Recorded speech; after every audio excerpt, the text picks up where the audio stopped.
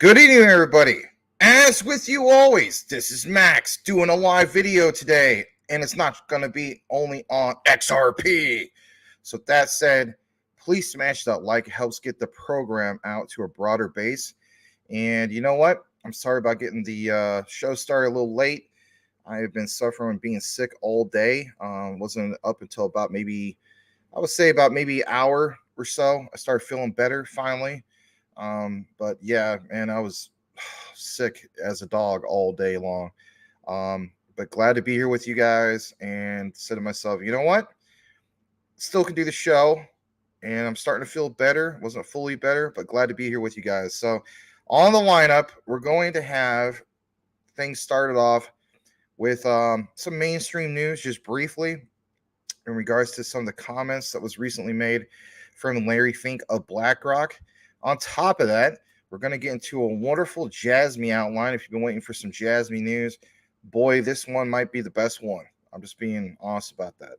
After that, we're going to get into some QNT, and then we also have some XRP and some XLM, and a brief update, but it's big in regards to Hedera's HBAR.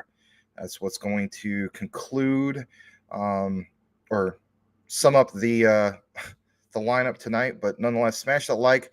Thank you for being here, and let's start off with some comments. We're going to pull up some banners and some tickers here, and just like this says, smash that like. It definitely helps get out the broadcast to a broader base. We're currently at 16 likes. All right, so let's turn on a few more things. Here we go, and there we go. All right, let's start off with the first comment of the day, and it's going to start from the one, the only, Brian Dowie. He says, sup to Brittany. Well, hello to Brian, Dowie, Brittany, and River, everybody. Hello, hello. Glad to have you guys here. Salamander is also in the house. Where's Brittany, River, all you guys. The one, the only, Boomer Effin' Sooner is in the house as well. Stump Rider's here. Glad to have you here, Stump. Andrew Davis says, what's up, everyone? How's it going? It's going good. I'm glad that I'm finally feeling a little bit better. I'm feeling horrible today. All right. We also have the one and only Corey Bebe. Welcome back, Corey Bebe. He says, thank you, Max. You're very welcome. Thank you, thank you. He says, good evening, everyone. The thumbs up. Yes, please smash the like for the thumbs up. Like I said, it definitely helps. All right. Glad that everybody's enthused. It's a Friday surprise. Yeah, we got some things in regards to that. I had to throw up the old school Max from, I wonder how old I am in that picture. I think that's 15-year-old Max. Yeah, freshman year of high school on that thumbnail. Anyway, had to go old school. All right. Yeah, that was like 1996, I think. Something like that. All right. Brian Dowie saying hello to everyone. You guys are saying hello to everyone. Oh, here we go. Sobo, hello to all. Glad to have you here, Sobo. Here is a Maximus Fist. Booyaka. Glad to be here with you guys. Just trying to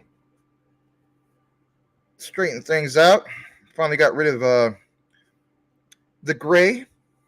It's kind of bothering me. For some of you guys, it doesn't bother you, but it was starting to bother me. So glad I was able to take care of that.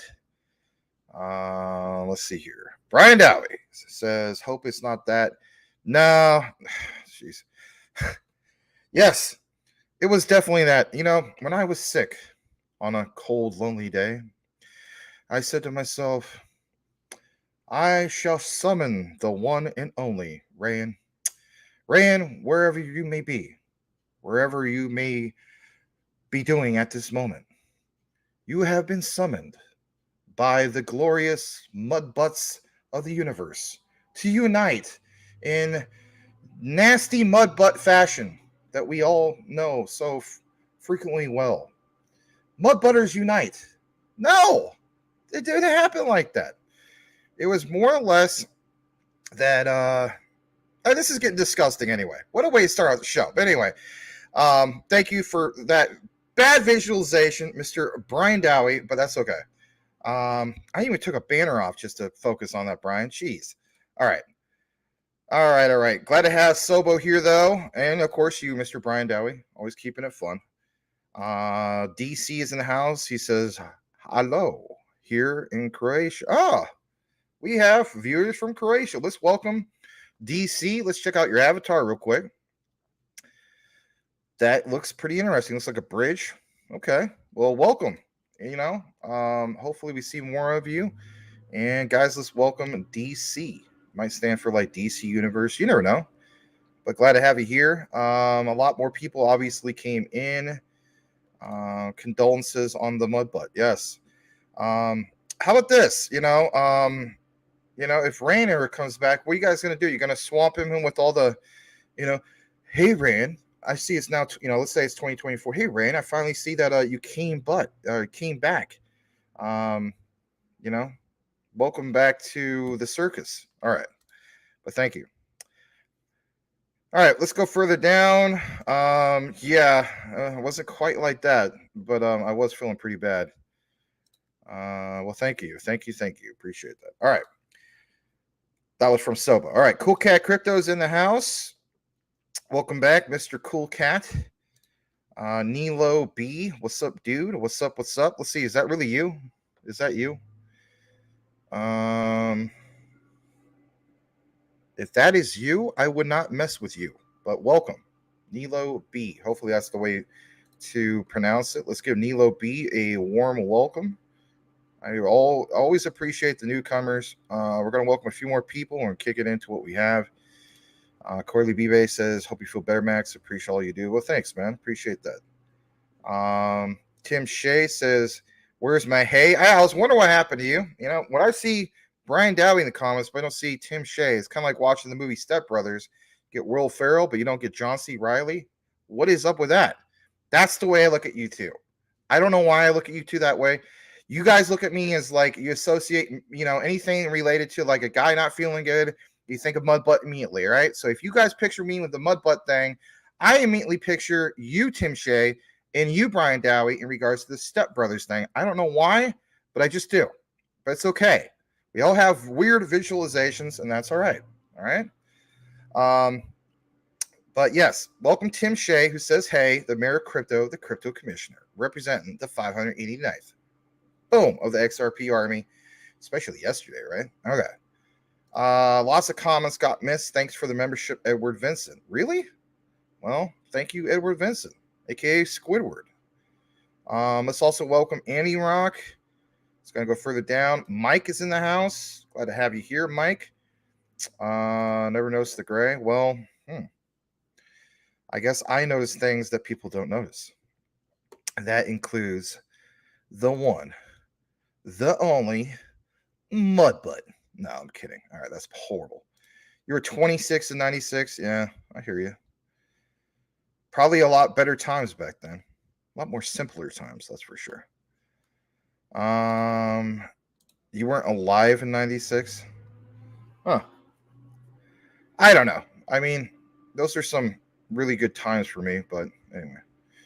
Wasn't a good time for Tupac, though. R.I.P. Tupac. All right. Yeah, that's just, I had to do it. I mean, 96 was a great year for like music and stuff, but I mean, Tupac got killed, but anyway. Then 6 months later, Biggie Smalls got killed, but it is what it is. All right. Tim Shea, Brian, it's not a flash flood, it's a flash mud butt. All right, welcome to Mudbutt Talk Now. We just lost like 7 people talking about Mudbutt, but that's all right. We're going further down in the comments. You know, you guys are going to summon, I'm telling you flat out, you're going to summon Rayan. His ears are going to ring nonstop. I bet you anything. See, we don't know this stuff, right? The way I look at it, like, I don't know. I guess only God and the devil know about this stuff, but it's just like, poor Rayan. You know, he's just trying to chill. He understands probably that XRP like did some big things the other day. So did Stellar. And he's just walking around trying to enjoy his Friday night, right? And out of nowhere, it's just constant ringing. And he can't figure out why that is. Maybe you guys will summon him to the show, and then we can officially change everything. The thumbnail, the show will no longer be Thank God It's Friday with Max or Friday Surprise with Max. It'll just be Mudbutt Talk Now featuring Rand. All right. Enough about the Mudbutt. All right, let's go further down. Where are all those messages? All right, let's go to a few more. Welcome, Mr. Lambo's Crypto Talk. Tim, I think because Max was late due to that Mudbutt. See, exactly. That's exactly what happened. You guys, the secret came out, huh? Mudbutt happens, yo. It's all good. No, it didn't happen. That's not why I was sick. I didn't have that type of symptom, but that's okay. Oh boy, that's bad too. Unbelievable. Well, I'm glad you guys are having fun with it. You know, have some fun. Kick back, relax. You know, you made it to the end of the week, and that's what counts the most. Biggie Smalls, Mudbutt in your drawers. Now you're rhyming about that. I never pictured Biggie Smalls to rhyme like that. All right. That's good stuff. And we're at the bottom. Okay. Let's kick it into what we have. Please smash that like on a serious note. I would appreciate it. We are currently at 22 likes. We could have more likes. But we're going to jump into what we have. I'm going to pull off some things because I think I have a video coming up. All right. Let's start things off with Larry Fink. You're like, what? Well, yeah, why not? Larry Fink. Let's get into this. Oh, about to sneeze on the camera. All right. Yeah, let's pull this up. All right, so this comes from Watcher Guru, the one and only Larry Fink. And it says just in, but in reality, I mean, you know, this was this morning. Some of you guys already saw this, right?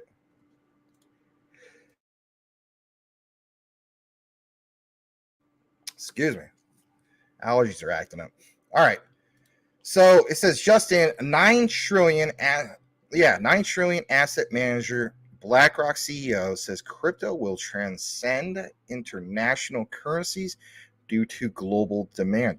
I mean, you know, we're always talking about, you know, the supply and demand of your particular crypto asset, right? Everybody's rooting for that. But, you know, just like we mentioned for the longest time over a year, everybody's rooting for a Ripple victory because it's a win for crypto. But at the same time, we do want to see, you know, that demand. We do want to see that worldwide mass adoption. This is good stuff from the one and only Larry Fink, and this was on CNBC. It was an exclusive that happened earlier today. Here we go. More and more global investors are asking us about the role of crypto. And as I said, I do believe a lot of crypto is going to be, it's an international asset. It has a differentiating value versus other asset classes, but more importantly, because it's so international, it's going to transcend any one currency and currency valuation.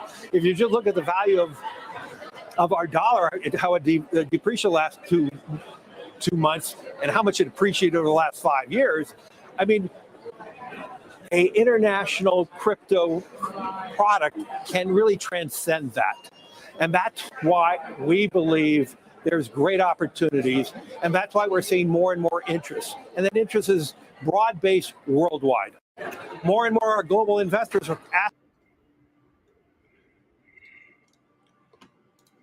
Okay, obviously we have a lot more, but I mean, does that not sound bullish in itself?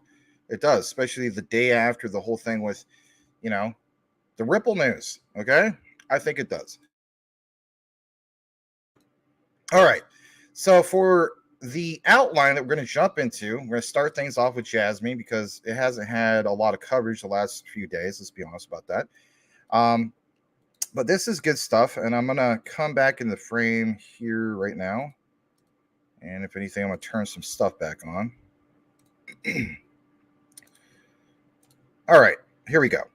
Let's show you guys this. And you want to know something? I did thoroughly go through some of this. So if you guys appreciate that, I guess you could say the Jasmine Alpha. Here's some of that alpha, if you will. Let's get into some of this stuff. Especially if you hold Jasmine, you're going to want to pay attention to this. Let's just jump right into it. So shout out to this guy, 279. He says he thinks he found our Jasmine market maker. Some guys like this market maker, some guys don't. Not to speak on behalf of Mr. Mike Cornwell. I think there's times he definitely doesn't like this market maker because, I think he saw like a 25% or 30% drop within like a 5-minute candle. And he was like, what the heck, man? Like you're wrecking my leverage, right? I get where you're coming from. All right. So 279 basically thinks that he found the market maker. If you've been in this crypto game for a while, you know about market makers, right? Some are forums, some of us aren't, but it's a reality, right? Various different companies hire to these guys and so on. So let's just jump into this. I'm not confirming that it is or isn't, but boy, does it seem like it very well could be. Okay, that's the bottom line. So his name is Hidehiko Kakinuma, if I'm pronouncing that right. Probably not. Look at this quote. The Jasmine Co. Limited Executive Officer. He's in charge of product service planning. We've seen this guy's face before, have we not? Anyway, and marketing. After joining the Sumitomo Bank Limited, currently Sumitomo Mitsui Banking Corporation, that was back in, of course, February 2022. There's some information that was posted. All right, so here's some of the highlights, and we'll take you to the actual article, and we'll show you guys some things that were interpreted. But nonetheless,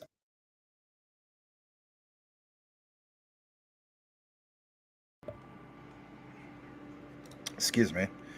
I'm going to show you guys some of this stuff. So I'm going to blow this up a little bit more. And here we go. So there's this. And of course, this is, I guess you say, interpreted from Japanese to English. This right here, right? Stable coins are said to have little price fluctuation and high stability by being linked to assets such as the US dollar and, of course, gold.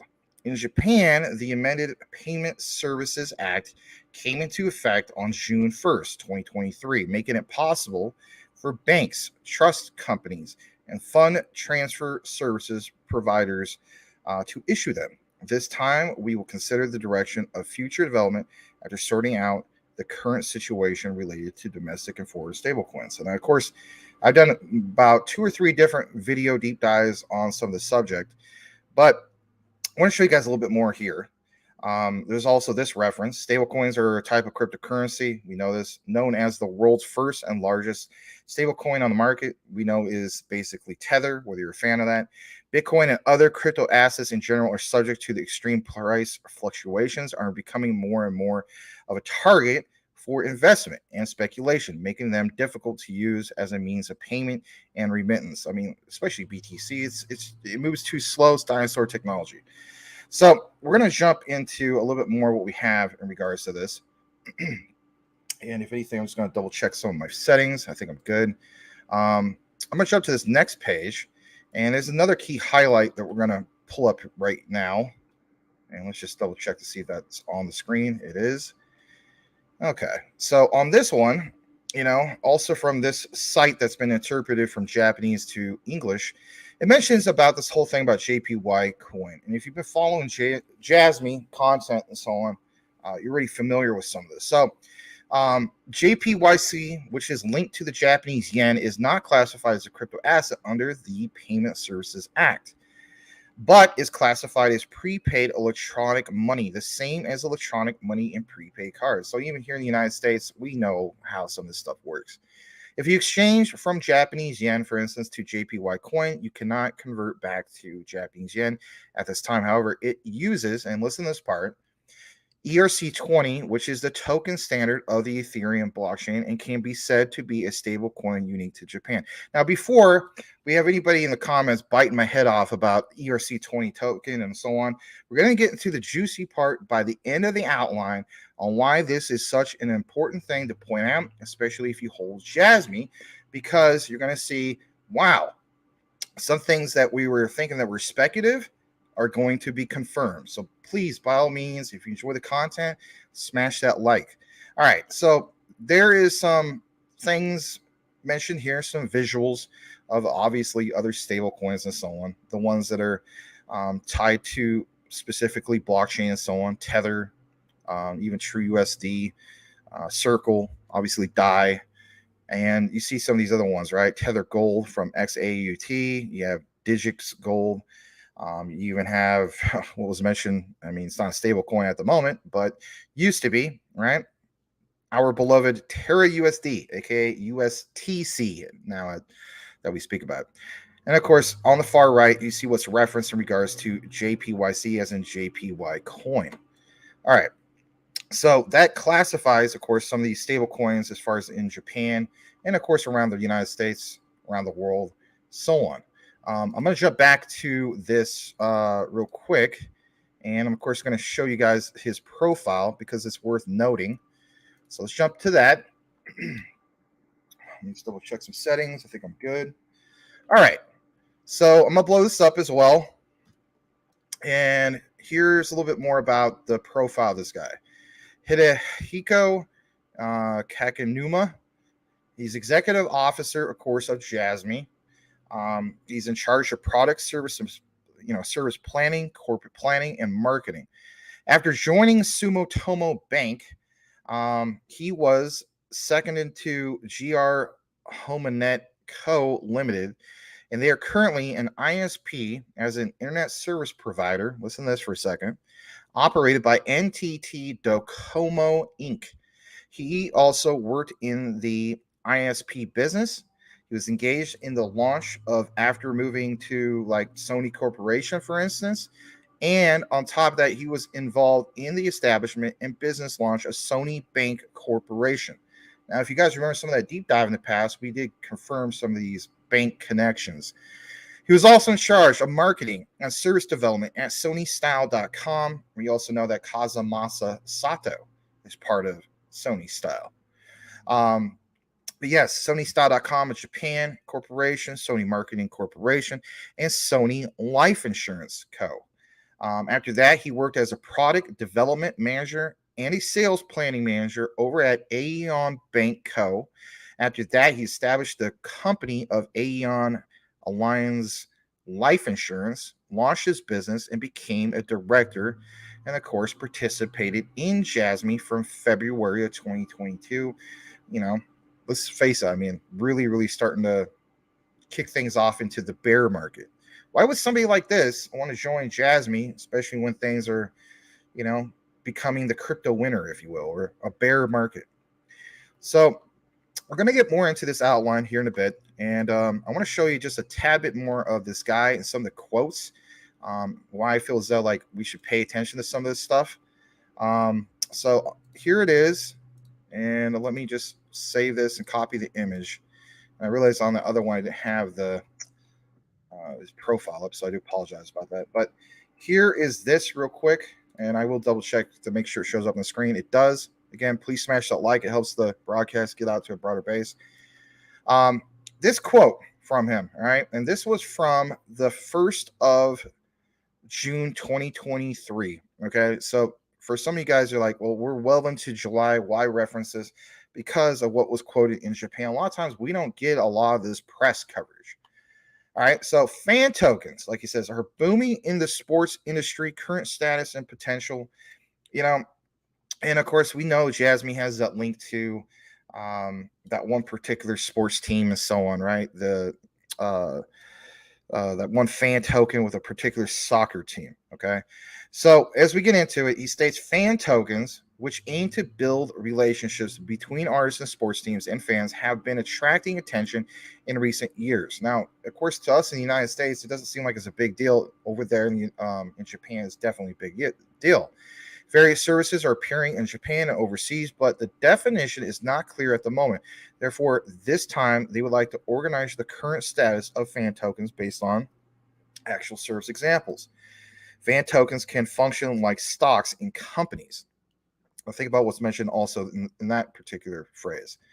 Now, as I jump back to this, I want to show you guys just a tad bit more. And that is this actually right here. And this is straight from this site that was highlighting some of these key things. And on this, you're going to see this article. With the rise of CBDC and revision of laws, how will stablecoins develop in the future? Now, of course, I'm not going to quote everything you see, but there's an update, and that is worth pointing out. The update is on July 6th of 2023. And you see a lot that's basically referenced here. Features and uses, we talked about that. Some of the classifications, fiat currency collateral type, crypto assets being collateralized, right? Commodity collateral types. I mean, some of us know about some of this, some of us don't. Some of the algorithm type things. They even reference, for instance, what happened with Terra Luna and so on. But one thing I do want to point out here is in regards to JPY coin, right? That, of course, is linked to the Japanese yen. Again, is not classified as a crypto asset under the Payment Services Act, but it's classified as a prepaid electronic money, like we mentioned before.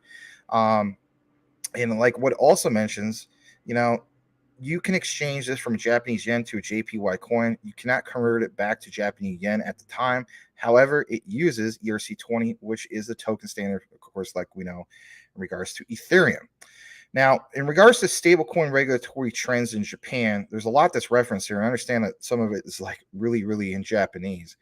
But, some of you guys were wondering about what happened in regards to June and so on. And I want to jump into that for a brief bit before we kick it into the rest of this, and then also kick it back in the comments and then get more into this, because there's a lot of material here, but it's good stuff, because you're going to see some things, in my opinion, is really, really big. So I wanted to start things off like this to give you an idea of what's going on. But in Japan, regulations on stablecoins are progressing, because some of you guys were asking me about some of this stuff.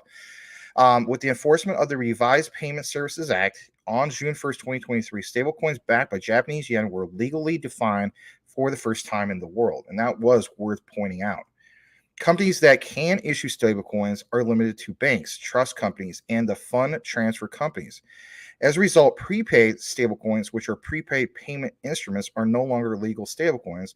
As a general rule, prepaid payment instruments are not refundable, but stablecoins can be returned to just that Japanese yen. There's, of course, differences between stablecoins and central bank digital currencies, specifically like the ones in Japan.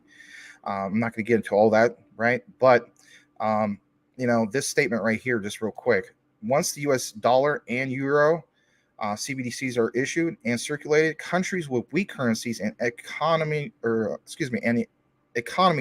may choose CBDCs as their legal tender. In that case, the issue volume of CBDC will increase, and it may affect the currency policy of the issuing country and eventually the economy. So we have to be, of course, cautious of that. Now, when I want to jump down to some of this is interesting, to say the least, because it's going to mention this right here, and let me show it to you. And that is, many other regional banks are considering issuing stablecoins, and they believe that there will be a trend to use stablecoins as a digital regional currency aimed at distribution in specific regions in the future. However, if the Bank of Japan, listen to this, guys, issues a CBDC in the future and it becomes widespread, it will be difficult for stablecoins issued by private banks to differentiate themselves from a CBDC. To encourage the use of your own stablecoin, or in this case, like in Japan, it needs to have some character. Rather than regarding stablecoins as mere currency, they believe that the strategy of creating a unique mechanism for each currency using smart contracts, think about that for a second, will become a key point of competition for future stablecoins. We also know that when it comes to Jasmy, the DD coin definitely stands out, the data democratization coin. We also understand that there's specific local banks and so on, they're all tied into this. So you may be wondering, like, why am I getting more into this? And if anything, we'll take a pause to to jump back in the comments just to kind of keep up with the balance, because otherwise I'll be like 2 hours late on the comments. And we'll jump back to this outline. It's a good outline. You may not think so at the moment, but if anything, I'm going to get into all the good stuff here in a bit, but I had to give you guys something in reference to make it flow better. All right, I'm going to jump into that. I'm just going to keep that screen up for just a brief moment. Thank you for being here. Again, like it says, smash that like. It does help get our broadcast out to a broader base. And currently speaking, we are at 27 likes. All right, so what I'm going to do is I'm going to come back into the frame. And I want to show you guys some more comments. I'm going to welcome a few more of you guys. But let's get into welcoming some more people. So Selmo Flood says, Crypto Talk Now. Welcome, Mr. Selmo Flood. Glad to have you. All right, let's see here. Corey B-Bay. Jay gets double thumbs up. Basically a major reason for Ripple. And, of course, Stellar. Jed's the system. World equals money, if you want to call it like that. Yeah. What's wrong with Quant? Did I miss something? No, there's nothing wrong with Quant. All right, let's see here. See who else just kind of showed up. Glad to have you guys. Hello again to Edward Vinson. All right, Michael Montclair says he swapped out all of his Jasmine for XRP, and now I have to start all over DCing into Jasmine. Oh, well. No, that's all right. I understand. You got to do what you got to do. Okay, that's cool stuff. Runs on Cosmos now. Well, that's to be expected, though. All right. Brian Dowie says Joe was part of that Mount Gox, part of Mount Gox and nothing. Part of Ripple, and his name never was mentioned in the lawsuit. All right. All right, let's go further down into the comments. I'm not trying to be rude to anybody, just trying to make sure that I'm not missing any specific comments or questions.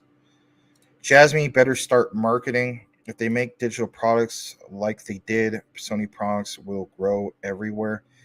I hope that you saw my deep dive a while back in regards to that. It's funny you mentioned that. And if anything, if you guys didn't, or some of you guys are new, I will show you something real quick, because you know what? It's good stuff. You know, it's basically, you know, Japan has never really been known for having great marketing, but they have great products. And of course, the one and only Steve Jobs has pointed that out a while back. Let me just double check my settings, make sure I'm good. I think I am. But yeah, that's the bottom line. I mean, you know, it's just they've always, for whatever reason, been like that. Sometimes people want the best of both worlds when it comes to that, and it's just not that way. Let me show you guys just real quick an example of what I'm talking about, just in case you're a newcomer to our channel and haven't seen some of our deep dives. I'll just show you a quick clip that will help. Let me just play this real quick.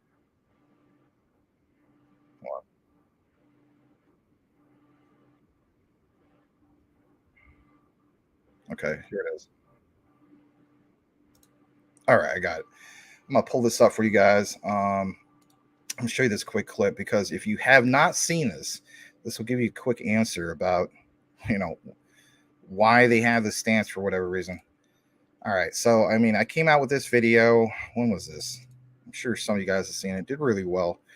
If you haven't seen the deep dive, it's called Jasmine Kunitake Ando, a pioneer of IoT, a history of innovation. A really long deep dive. Sometimes I get criticism about being too long, but nonetheless, when was this shared? Jeez, May 29th, right? So a few months back, right? Almost 2 months. Not quite, but about, you know, a month and a half, 2 months, something like that.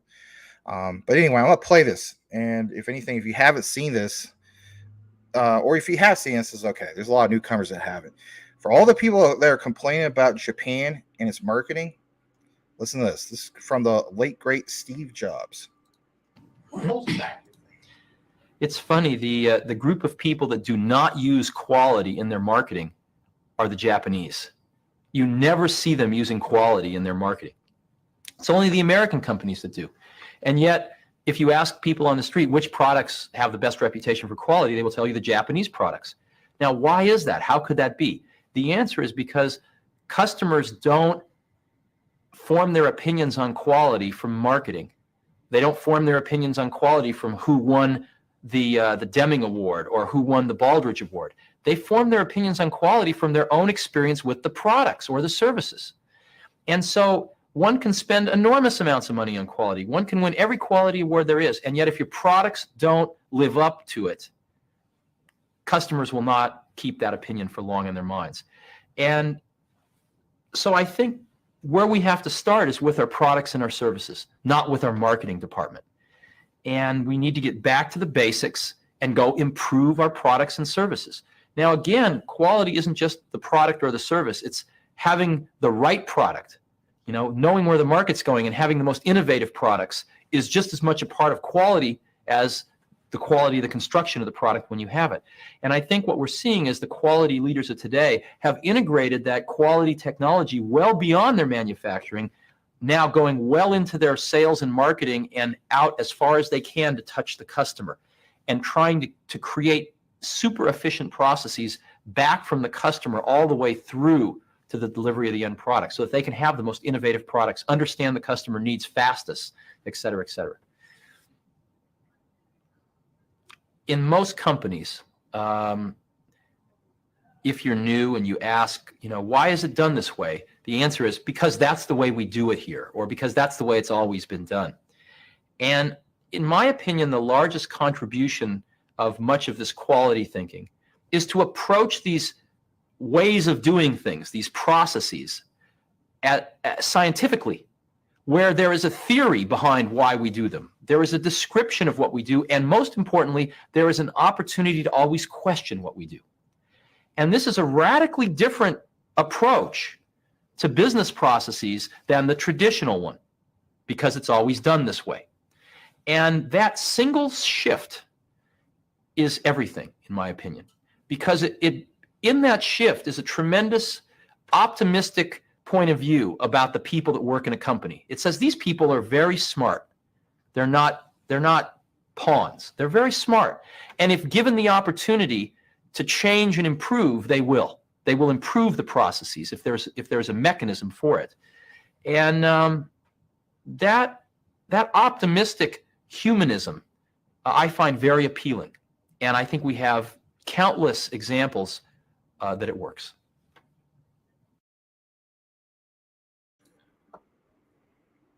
All right, glad to show you that brief clip. I'm not trying to make excuses. Maybe it seems like it is, but you know, that's just the way I look at it. I guess I'll read this just for the fun of it, right? Brian is smart. Brian is wise. Or Brian is wise. Too bad Max always skips over his lines. I wish I was on the show to share his comment, but it's too bad that Max skips over all of it. That's not what it says, but might as well just say it. All right. Let's see here. Corey Bebe. Jed gets a double thumbs up. Basically a major reason for Ripple. I think I already read some of this stuff. My bad. All right. Let's go further down. I did read some of it. See, because that was the last one I did. My bad. It was just what was highlighted earlier. Let's go further down. Let's see. Let's welcome Big Dave. Glad to have you here. All right. Tim Shea, if it says it's okay after the 15th, but I'm sure I'll do it. I don't know what that is about. Maybe private conversation you guys have. All right. Ghost. Max, I think you should work in marketing for Jasmine. The subscribers will pay your flight to Japan. I did apply, for some people who don't know, on crypto Twitter. I did apply to become a Jasmine ambassador from the United States. Some people, even long before I even saw the thing to apply for it, they're like, yeah, I vote for this guy. And I'm like, what is this about? So I did apply for it. I gave the Jasmine management team a little heads up about it and so on, share some of my own background, education, of course, info about our channel and so on. To be honest, as much as it would be cool to get it and so on, I don't think I'll get it. If I had to personally vote for somebody who deserves to get it, like if you know, there's only one person per region, I would vote for Dip Metaverse because he's been here longer than I have. He's consistently part of the Jasmine like Twitter Spaces and all that type of things. Like he's more, I guess you could say, like he's more of that Twitter guy. Now for like a YouTube type thing, then I guess you could say it was more me. But he gets my vote. But like I guess you could say if they're going to take like say two people from a region from two different platforms like Twitter and also YouTube, then yeah, of course I would throw my name into the mix. But nonetheless, it was pretty cool. I mean, it's flattering, but at the same time, it's more than just flattering. I mean, I would like to do that. There's no real compensation, but it does look pretty nice on a resume too. But and not only that, I'd be more than proud to do that. I mean, I obviously always talk about Jasmine. Why wouldn't I want to do that? All right. Let's go further down into some more comments, just a couple more, and we'll get back into the outline. I do appreciate you guys being here. Yeah, no problem. I thought I'd play just in case for some people who haven't seen that clip. All right. $500 XLM by 2030. I think it's going to be long before that. I know some people don't believe that, but that's just the way I look at it. Nice. That's not too bad, right? That is not too bad. Okay. Swapped my quant for more XRP after the news broke yesterday. Well, you guys got to do what you got to do. All right. Hello to Clown Coin. Welcome back. All right. Brian Dowie definitely worked out, and I can get back into quant later. That's true. The XRP pops again. And yeah, I mean, you've shifted things around to what you see as the priority. I don't think anybody's going to fault you for that. April Cornwell, welcome. She says, hey, happy Friday night, y'all. What's up? We were here such a long day. I'm sure it was. Andrew Davis says, leading listing researcher for Binance, Nicholas Sismill, just posted a paper, how Caspa solves the trilemma of crypto. Get in now, Caspa. Well, I'm glad you guys are excited about Caspa. Stargazer, howdy, y'all. Howdy back to you. Glad to have you here. All right. Going to now get back into this outline. Well, almost. Yeah, I did apply. Hold on a second. I guess I'm skipping some comments. Sorry about that. The Squid Gang. Hey, Maximus. I hope you have a beautiful Friday night. Yeah, you too. Thank you. It needs to be a lot better than it was earlier. It's just, I don't know, stress and some other things. I just don't want to get into all of it, but it's one of those things. Everybody's got problems. Sobo says, you hoped I apply. Yeah, I did apply. I'm glad I did apply. We'll see what happens. Miguel, I will make my goal 1 million now. Oh, cool, man. Very cool. All right. Burke is in the house also. Cool Cat Crypto says XLM is greater than Fed now. And then last, Crypto Jedi would vote for you, Max, for Jasmine Ambassador. Then they can pay you in Jasmine. Nah, there's no compensation, but it's okay. I mean, you know, one of those things. KK says, I vote for Maximus to Jasmine Ambassador. Well, thanks, guys. That means a lot. All right. Appreciate that. Also, Boomer, thank you. All right. But KK, glad to have you here, man. Hope you're doing well as well. Boom. There you go. All right. Let's jump back to what we have. Because, I mean, some people are wondering, like, about the outcome of this. If anything, I mean, you know, it gets chopped up anyway.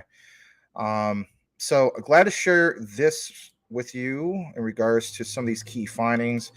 But now we're going to get into the part of why I started off with some of this stuff. Let's get into like why it started off with that and how it flows and transitions into some of this other stuff. So if anything, we're going to share some more from 279. Let's jump into it. Let me come back into the frame and please smash that like. Currently, we're at 35 likes. We have 36 people watching, so that's not too bad, not too shabby, okay? All right, so look here. All right, 279 says, this sounds like Jasmine. Think about this for a second. I've gotten requests stating, Max, please give us an update in regards to the super wallet. You guys have heard the hints about it, but is there anything really more from the official team about it? Not yet. We understand the concept of NDAs and so on. So I had to dig a little deeper, and I do give these guys shout outs because it helps with some of their references and so on. As you guys know, when I do deep dives on recorded, hey, you know what? I could find a lot of my own material, but I always love it when there's already some bits and pieces to, bring and present, because it definitely takes out the how time consuming things can be when it comes to looking up research. So 279 says it sounds like Jasmy. I would agree. Look what's mentioned here. It incorporates IC card hardware related techniques, mutual authentication, and cryptographic communication techniques. The hardware wallet enables secure signature processing within the secure element of the IC card. This development was announced in a press release all the way back in 2018, and a patent application was filed in 2019. Now, I haven't been able to confirm the exact patent application, but if you guys have been watching some of the deep dive videos, if you specifically remember the one that has in the thumbnail, Kazamasa Sato, it literally says Jasmy Bombshell, shows two bombs, if you will, with Jasmy logos on it, and it says the Sony patents. If you haven't seen that video, check it out. It does confirm what was originally speculative in regards to those patents, right?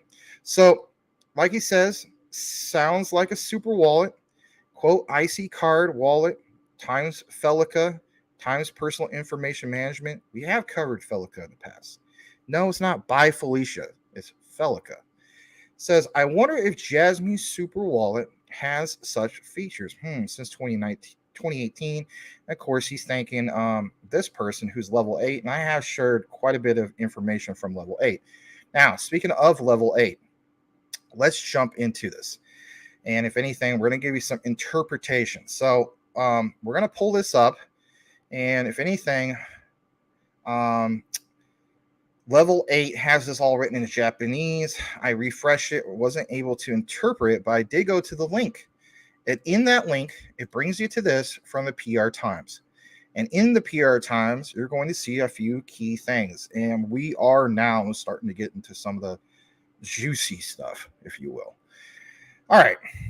Back on August 17th of 2022, and again, this is interpreted from Japanese to English, so it's not perfect interpretation.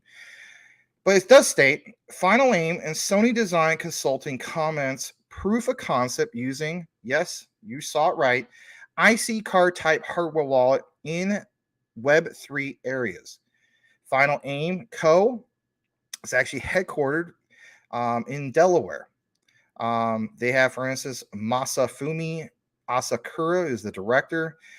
This other person, and also look who's mentioned, Sony Design Consulting, headquartered in Tokyo. They are working together in this Web3 domain. They have started, at least back then, a demonstration experiment using a quote-unquote hardware wallet. Now, Sony Design Consulting times Final Aim came out with this, like it says, in recent years. Web3 tech and also is decentralized next generation internet. They have been gaining popularity, at least back then, especially in the United States. And we have seen many more hardware wallets become that much more popular. Heck, you guys have seen me talk about the Citadel hardware wallet from Hedera and how big that's going to be, especially here soon. So it says that they believe there are basically large, undeveloped areas in the deployment of Web3 tech to existing industries such as the design and manufacturing. Since its founding in 2019, Final Aim Limited has been working on blockchain technology with the mission of making Web3 tech widely used, not only to the, by the people with high financial and IT literacy, but also regardless of nationality, race, gender, et cetera, et cetera. They are proceeding, at least they were then, with the research and development of, for instance, back in 2021, but they also globally launched a beta version of Final Chain. And that is basically a Web3 platform for design and digital manufacturing, and have applied for 3 in international patents. Now, back to Sony for a second. It says, as Sony Computer Sciences Laboratories, based on the knowledge of the contactless IC card technology, think about what's mentioned there, How many times has Jasmine mentioned a contactless society because of, post-COVID? And how many times they mentioned Felica? I'm just throwing it out there before we get more into this. States that Sony has cultivated over many years, and it's used not only for payments, but also for a wide range of applications such as personal information management. Come on, guys. Connecting the dots. Who's all over personal information management like Fat Kid on Cake?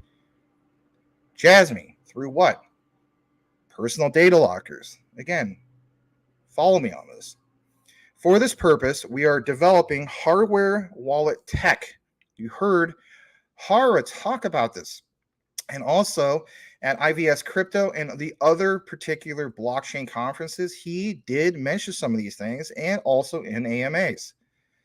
It says including IC card, hardware related technology, and mutual authentication, encryption, communication technology.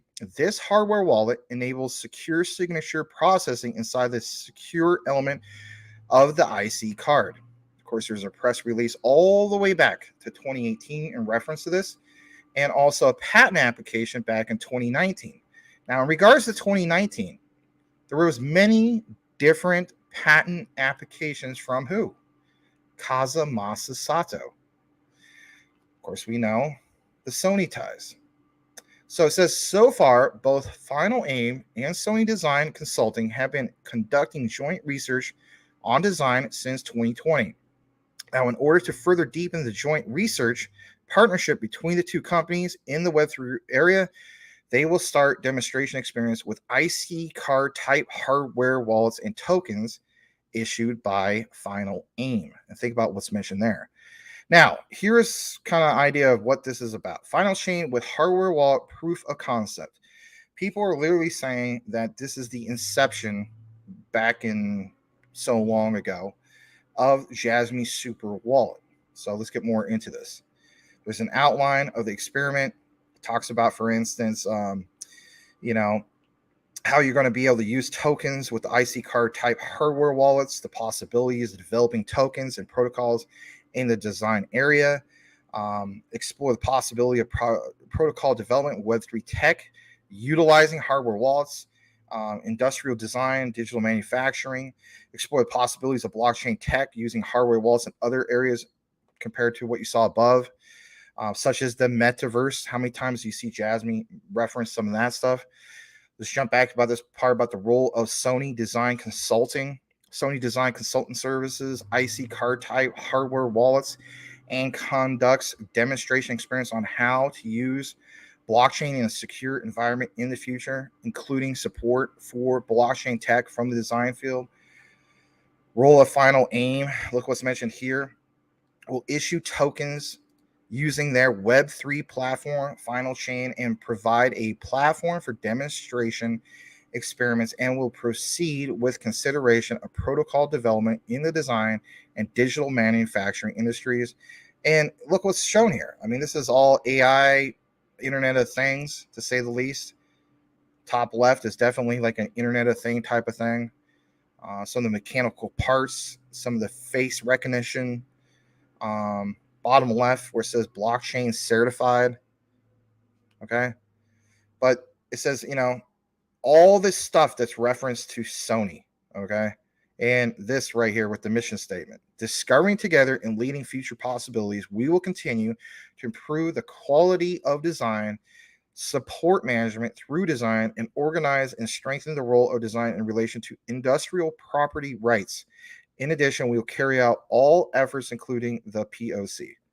Now, obviously, there's a lot more that's mentioned here, and it talks about some of the background of iMetrics in Japan, 3D scanning eyewear service from Switzerland. I mean, this is all over the place, like digital tokens in the metaverse, establishing cooperation, or I should say a corporation in the United States, all big stuff. Now, some people right there, if they just connected, they'd be like, this is just all speculative. And I wouldn't be able to blame anybody for that. But as I got more into this, I'm going to show you this. And that is, basically speaking, this right here. And this was posted just a few days ago. This guy, he basically states, any idea when Jasmine token will run its own blockchain. How many times have we referenced some of this? How many times have we mentioned that Jasmine eventually will have its own blockchain? All the people complaining about it being an ERC20 token and so on. So it says, I know we have the Jasmine platform on its own chain, but what about the token? And of course, he says, sorry, this is a dumb question. It's not a dumb question. I mean, if you don't know, you don't know. You know, it's like there's people that are ignorant, right? Who stay ignorant basically just means, you know, not informed. But if a person wants to be informed, are they really ignorant? No. Sorry, this is a dumb question. He's trying to sort out through some aspects of the token. I mean, a lot of people feel this way. But anyway, like it shows right here, Jasmine is in fact an ERC20 token, but Horus said their team planned to link Jasmine to a different chain. There, you know, basically, is there any news on when exactly that might happen? Well, you got to keep in mind, you know, we want that confirmed. There's also the concept of NDAs. But here's a quote, of course, from Hara, and that basically is the proprietary chain they use on the Jasmine IoT as an Internet of Things platform is actually not open source. Now, think about this for a minute. It says, we are often asked if we use ERC20, but although the crypto asset Jasmine is ERC20, the platform is built on consortium chain, which is infinitely larger. What I just showed you, is that a perfect example? I think it is. Currently, we are testing a bridge to another chain to expand the token ecosystem and ensure liquidity as the gas problem of ERC20 is a focal point. Oh, they're finally recognizing this? Yeah, just because some people complain about being an ERC20 token doesn't mean that they're oblivious to the whole concept that that is a consistent complaint. They recognize complaints just like any other blockchain or dev would recognize that that is not an attractive thing about it. Sure, they're on Hyperledger Fabric, but at the end of the day, they are an ERC20 token, and it is, like it says, a focal point. In the future, we plan for Jasmine to be linked and run with our own chain. So, when will they have a wallet is the basic thing here, right? And look what it mentions here. And that is basically this. The two categories of Jasmine Club and Jasmine Pro, and we'll enter into the Jasmine Pro part in a bit. I will read this. I'll kick it back to the comments for just a brief bit. But Jasmine Club, like it says, will be that hub for community members to socialize with each other and representatives utilizing NFTs. However, Jasmine Pro focuses on developing the Jasmine Super Wallet, and this wallet specifically will be the interoperable with both centralized finance and decentralized finance user interfaces. We can expect the Jasmine Super Wallet to be completed by end of year. And I think that's going to happen personally. That's just my own belief. I could be wrong, but I think that definitely happens. Because, like it shows right here, the wallet is the user interface for Jasmine blockchain and will be needed for the data market, which should launch by, just like it also says, end of year. Now, that right there is like, okay, that's from Reddit and so on, but a lot of this flows right. It just makes sense.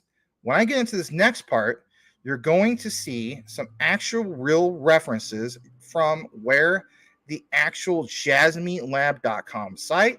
And on top of that, we're going to get into some of the other findings on how we're going to tie it all in together for you can just get a little bit more, I don't know, support of how convincing, in my opinion, this is. So smash that like.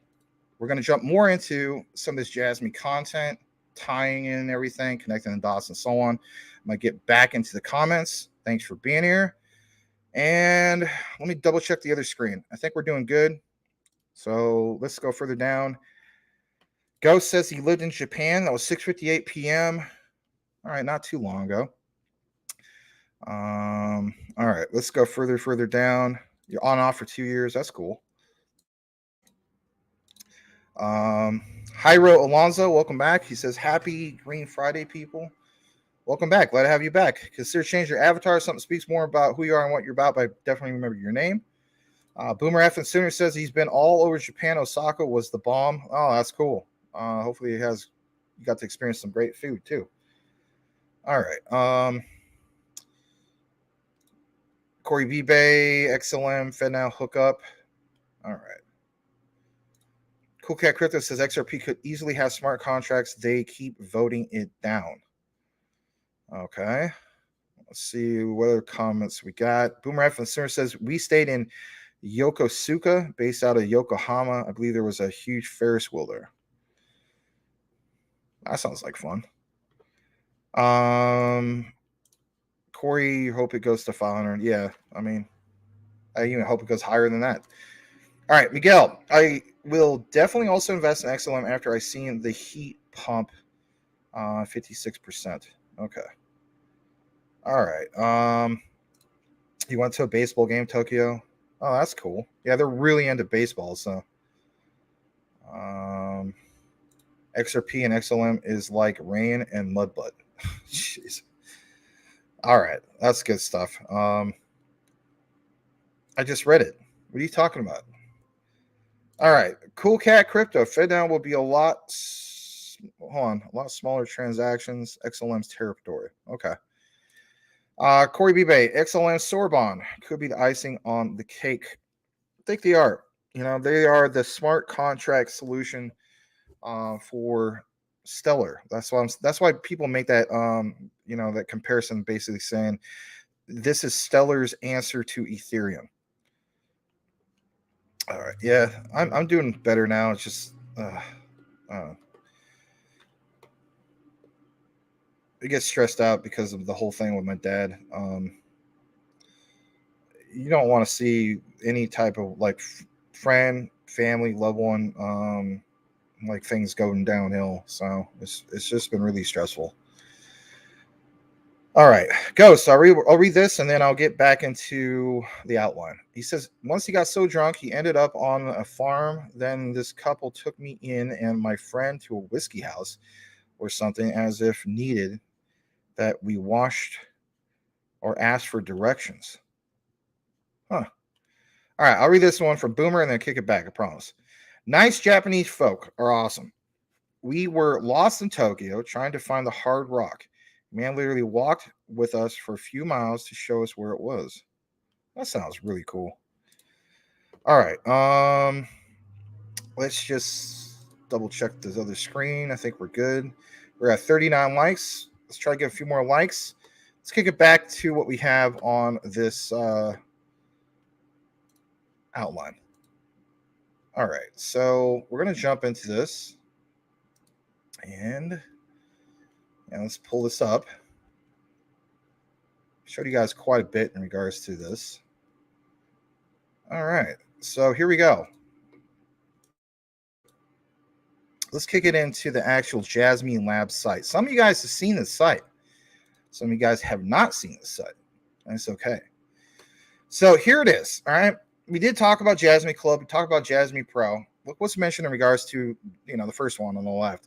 Jasmine Club mainly conducts project consulting business. In addition, they will provide various opportunities for interactions, such as strengthening the web, strengthening the community, and providing a Web3 salon. Jasmine Pro promotes the development of Jasmine Super Wallet, like we were talking about. They mix DeFi's UI UX so that you can access Binance without the Binance app. This is why in the past, I don't know if you guys remember me saying this, that eventually we're going to get to the point, especially when it comes to Jasmine, that we won't even have to sweat the whole thing of, oh no, we got delisted from, Binance US. And look how that turned out. In reality, that was a blessing in disguise, because look what happened, with the SEC going after them and so on. So we also understand what recently happened, right? We get that, with the whole thing of the Ripple victory and so on. It was technically speaking like a big victory for various other cryptocurrencies, Algorand, Polygon, anything that was on that big long list. I guess you could say even Luna Classic. I don't know. But my point is that this further solidifies that you can access Binance without the Binance app, for instance. Now, I want to show you guys just a little bit more in regards to some of this, okay? And basically speaking, there's obviously a lot to the site, right? But I want to show you this, and it's on this next page. Here it is. Hopefully you can see it. Let me just double check you can see it. Yeah, you can see it. All right. So on this one, this is good stuff. So this guy states, and I'm glad he can at least recognize that Jasmine is a sleeping giant, right? Because he does have the Saitama avatar, but it's all right. All right. I don't want to create tribalism, but all right. Jasmine is a sleeping giant with 48 billion supply. It will hit $1, no doubt, target 17. But what's cool here is what he retweeted from this guy who is Sana Pharaoh. And if anything, I'll blow this up more for you guys. Okay. And give me just a second to make sure that you guys can see that, because sometimes you guys can't see it. All right. You guys definitely see it. So this guy says, I don't think folks realize that Jasmine execs, prior to Sony execs, are playing crypto chess, not checkers. And some people give a lot of credit, but also a lot of harsh feedback when it comes to these former Sony executives. Like, they think that these guys are like the puppet masters pulling all these crazy strings, creating a scam and stuff like that. I don't think that's the case. And I know some of you guys have seen some of this reference. We're going to show you again, and we're also going to show you some of the highlights. Yeah, again, shout out to GF Burke, right? He doesn't like me showing the 1990s Sony Vaio laptop and so on. So I'm not going to quite do that, but it's going to show a little bit about that. Look what's circled here. Blockchain PCs in cooperation in development of devices and databases. Microsoft, Intel. Collaboration with overseas device companies in Asia as well as Japan. Vaio, Avita, Sony, and so on. The realization of secure data collection and its application by secure PC functions. Data selection. Considering privacy by Jasmine's original Edge AI engine. Platinum data, or as they would say, platinum data for happiness. Aggregation by personal data loggers. Now, as you get more into this, check this out. And on this one, I definitely will blow it up more, because I think it needs to have its, proper emphasis. I think you guys can see that. So on this one, look what's mentioned. And oh, by the way, Care is also partnered with who? Ripple. Ripple was also the diamond sponsor of who? IVS Crypto 2023. Who was also at IVS Crypto 2023? Jasmine. They're not direct partners, but, definitely gets honorable mention. All right, Medical DX. Look what's mentioned here. Look what's highlighted here. With Jasmine Personal Data Locker, an era when individuals carry electronic medical records, individuals provide medical data and get rewards. Think about that for a second. Medical data and get rewards. We've been talking about this concept of monetizing your data by holding a personal data locker for quite some time. Individuals, like I said, provide medical data, get rewards. Each medical institution can safely send and receive data. There's no duplication of personal medical data. And you see what's referenced. CARE SBT platform, IPFS. It goes from this SBT smart contract from the blockchain and kicks it over to the actual metadata. Now it's kind of blurred right there. That's the biggest I can make it. But it gives you a little breakdown. So, if you're seeing this, let's see how it looks on the screen real quick. So you want to emphasize on the lower left-hand area of this. And if anything, I'll come out of the screen to give you an idea of how this works. Let me just come up here. So you do see, for instance, the DApp, right? User uses the wallet. For instance, the patient, right, on the far left, uses his wallet to connect to the actual DApp. Medical professional also uses their wallet to connect to the DApp. The medical office, for instance, uses a wallet to connect to the DApp on the front end. Kicks it over to, for instance, the blockchain through the smart contract. You see where it goes to IPFS through the metadata. It even gives you an idea on the back end, right? Come back into the frame. And let's see. All right, cool. Top right area. Draw your emphasis on this. CARE project partners with Jasmine to democratize data. We know about this. Incorporating Jasmine personal data lockers in clinics, secure personal information management, boost user value. I'll jump down to this real quick. This part's good stuff as well. So on this, I should have turned up the AC more, man. My legs are sticking to the darn chair.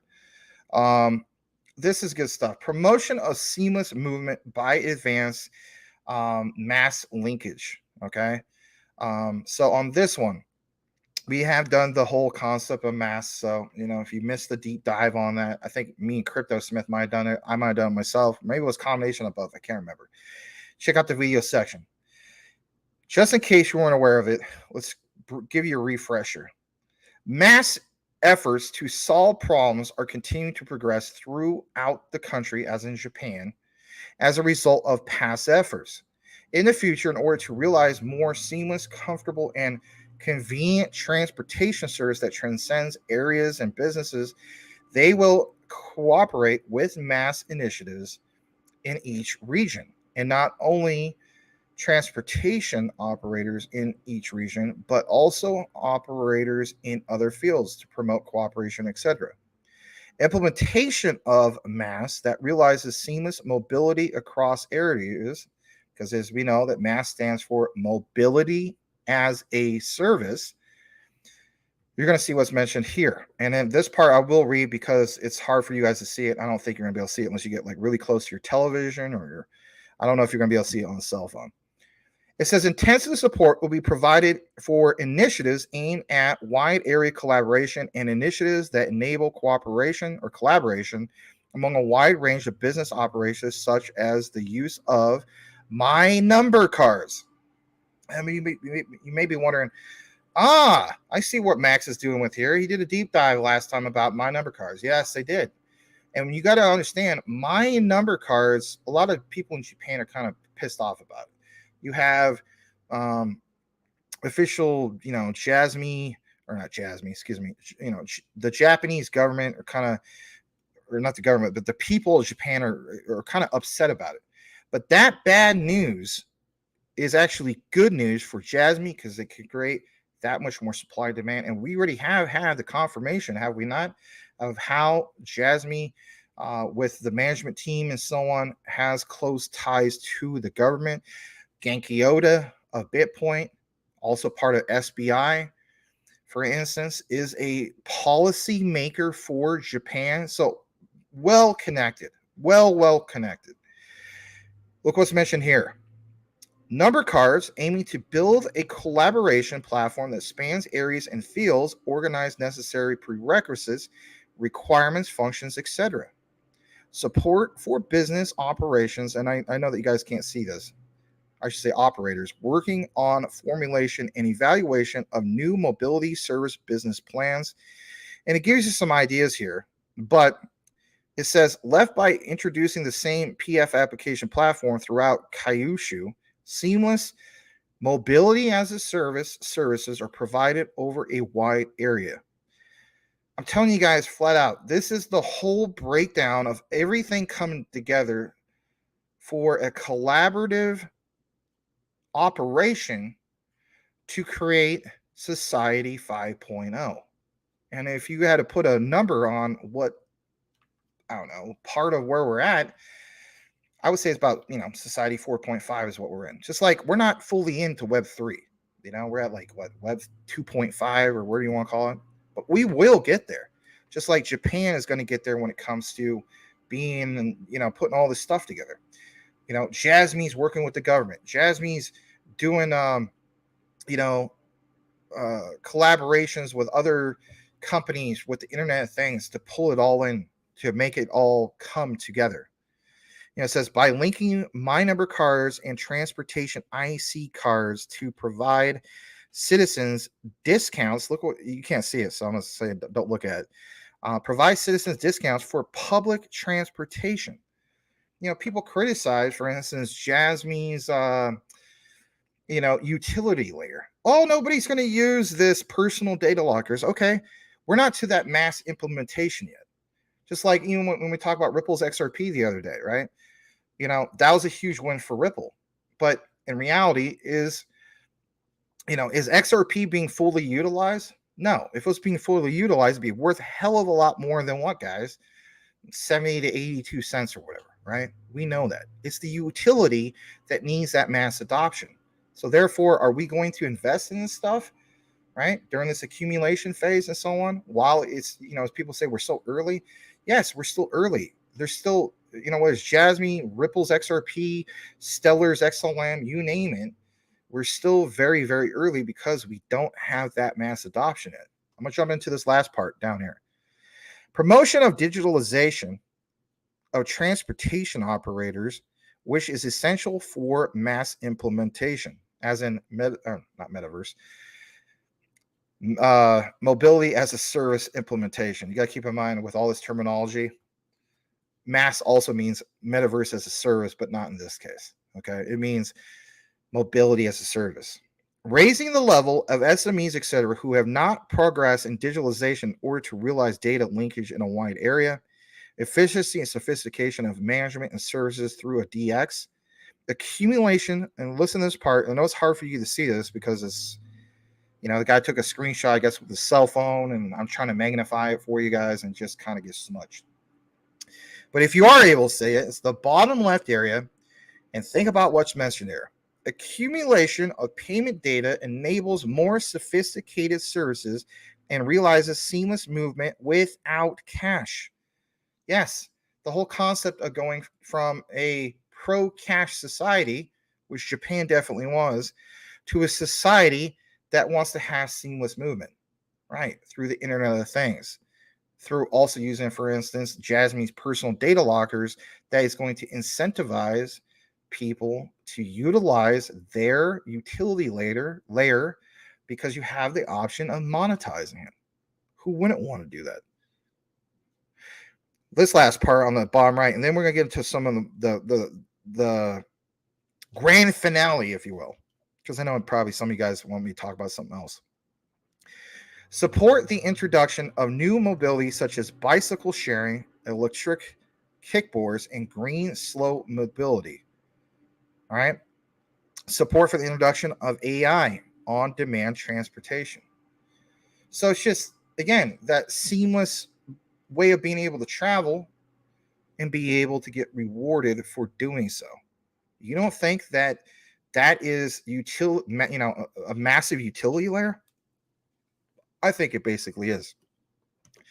Now, before I kick it into this next part, because there's quite a bit of sharing here, I'm going to show you guys this last page before I kick it into the actual back to the comments. So let me jump back to this. And I want to show you guys this. This is good stuff. This highlights some key areas.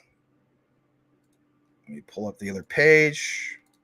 It's going to get smudged again because, again, somebody took it with a... Now, on this one, maybe they took it with an actual PC, instead of a cell phone. All right, let me double check that you can see it. You can. Good stuff. Let's share this with you guys before we kick it back in the comments.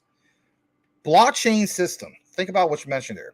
Decentralized data management using blockchain promotes, and we know this, the democratization of data and is trying to change the structure of social structures and business ecosystems. Here's one of the great kickers at Sony. Yes, that's why he circles it. We are working to develop decentralized solutions using blockchain, aiming for a world where users themselves control digital identities, personal data management, and data sharing with other users and companies. Is this why you guys reported to me the other day that if you use your cell phone and you Google Sony blockchain or something like that, it comes up and mentions Jasmine, I guess, immediately? I tried to do it on my own and wasn't able to confirm that, but it sounds pretty bullish in itself, does it not? In addition, in digital rights management solutions for music, etc., we aim to enable creators themselves to manage digital rights to realize reliable and immediate royalty payments. Now, you may be thinking, wow, that's awesome. You may also be thinking, oh, that doesn't matter. But I will tell you this much. It does matter, and you should pay attention to that. Why is that? This is now yet another, in my opinion, confirmation, and you can look more into it if you want to nerd it out, of why that's huge, why that's big. As you guys know, I'm personally invested. And by the way, none of what I'm telling you guys is financial advice. I just provide you guys news, updates, education. But as you guys know, I am personally invested into Audius, ticker symbol audio. I understand that, the concept of, like, for instance, I'll use this example, Snoop Dogg, for instance.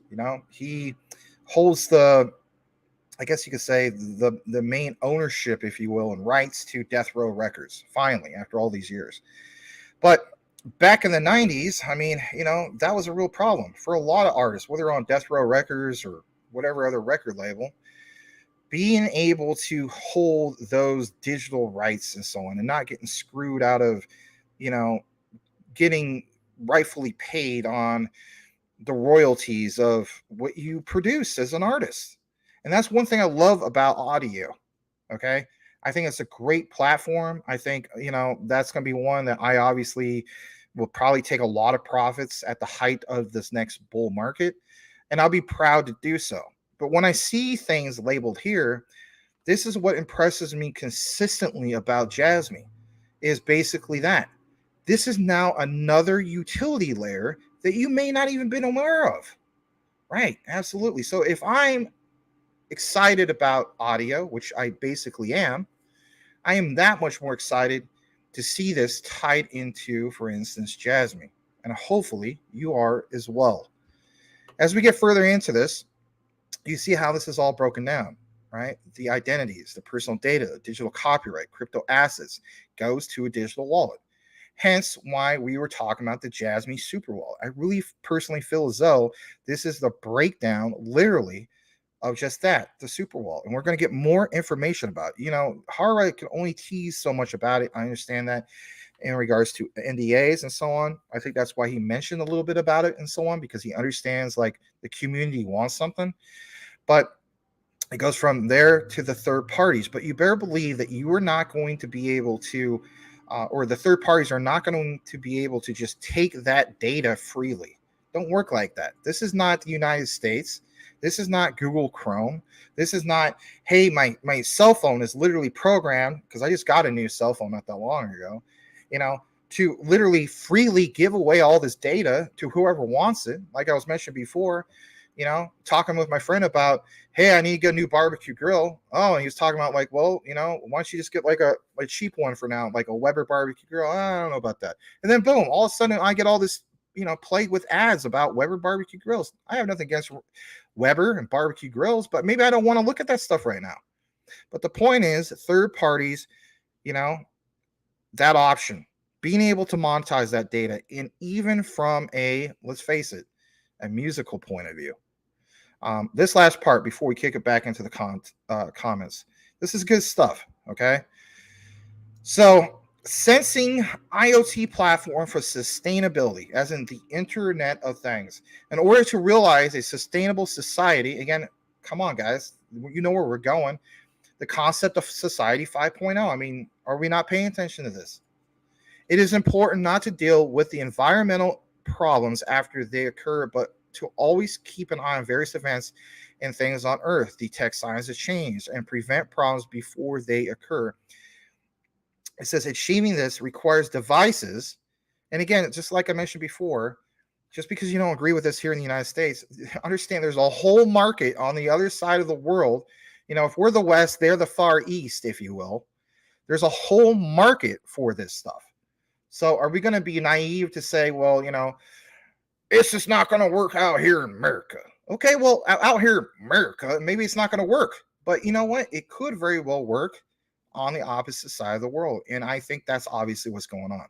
It's a collaborative group of efforts of people or organizations to create the Internet of Things, kind of like what was mentioned in an example of a motion picture. Not one single person makes a motion picture or a big budget motion picture. That's why you see like thousands of people in the credits, and the credits are like sometimes 15 to 20 minutes long.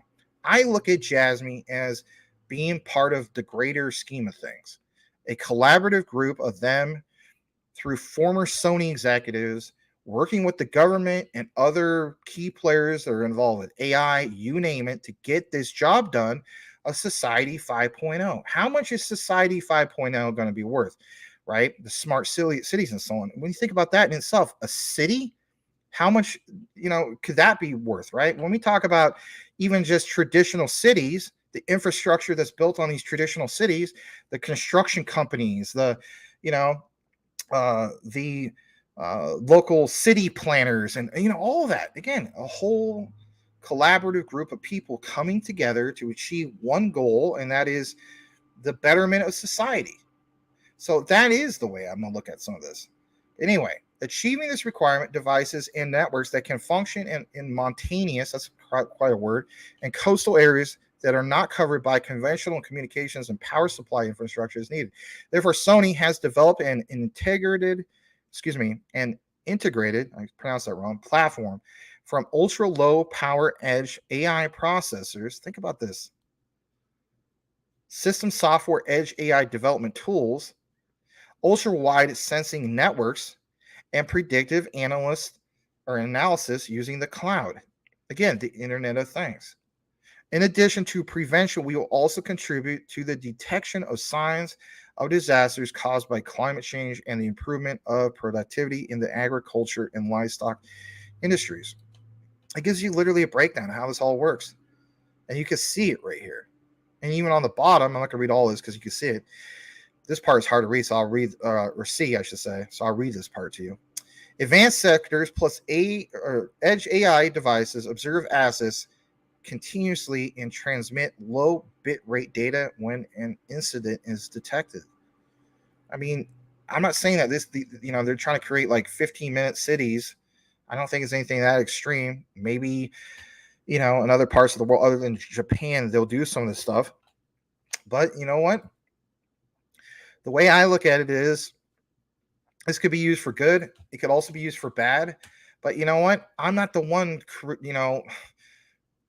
like in control of that, just like I was mentioning also earlier. CBDCs could be used for good. They could be used for bad. Am I going to sit on the sideline and wait for somebody else to get rich off of that? No, my days of doing that are done. I'm not doing that anymore. All right. I'm going to come back into the frame. I hope that you guys enjoy the content so far. We do have a lot more to cover in regards to this with Jasmine. On this next part, we're going to get into this part about, for instance, Jasmine Super Wallet, Binance, all this stuff. So specific dates. So stick around. We got some more, but I have to kick it back in the comments because if I don't, I'm going to end up really being like an hour behind, and I don't want to do that. All right, back into the comments.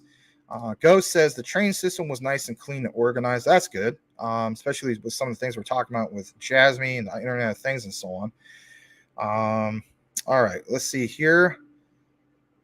Unlike the scummy subway in New York City. I guess that's a good point. I haven't been to New York City. I have a cousin that lives there. He actually lives in Brooklyn, but I don't know. He kind of likes it there, but he doesn't like how expensive it is. All right. I remember the beer vending machines had a yellow box around it. If you opened it, you had to stay in the box and drink it. Weird. All right. Bullet trains were cool. Yeah, that would be cool. How fast did the bullet train get up to? That's what I wondered. And no, he just pointed at the Hard Rock, shook our hands, and walked back. Huh. Brian Dowie says, in Toronto, the subway system is similar to New York, just a bit smaller. That's pretty cool. Ghost says he never went to Toronto trains, but buses, and drove there in his Ram from Niagara. All right. All right, let's go further down. Also, let's see what we have.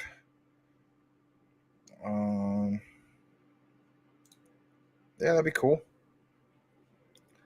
Not too bad. Like one thing I did report earlier is that, Quant's Overledger has a Hyperledger Fabric support, and there was an update a while back in that regard. But I wouldn't complain about going to Cosmos ecosystem. Nice. Brian Dowie, close to CN Tower, the water is the harbor. You can take a boat to the center of the island. Huh. All right, let me see what we got also down here. I want to welcome Kevin N. Missed the first 59 minutes. Recap video tomorrow. There will be a video that's chopped up in regards especially to the Jasmine segment, so you won't have to worry about it. Some people they don't like that I don't have the chapters. We do have the chapters set up, but for whatever reason with the last YouTube updates, it doesn't properly go across, or there's delays well after like maybe a week. It just doesn't make any sense. It's a gripe that we have with YouTube. But the nice thing is, kind of like what you're saying, you miss so much of the time.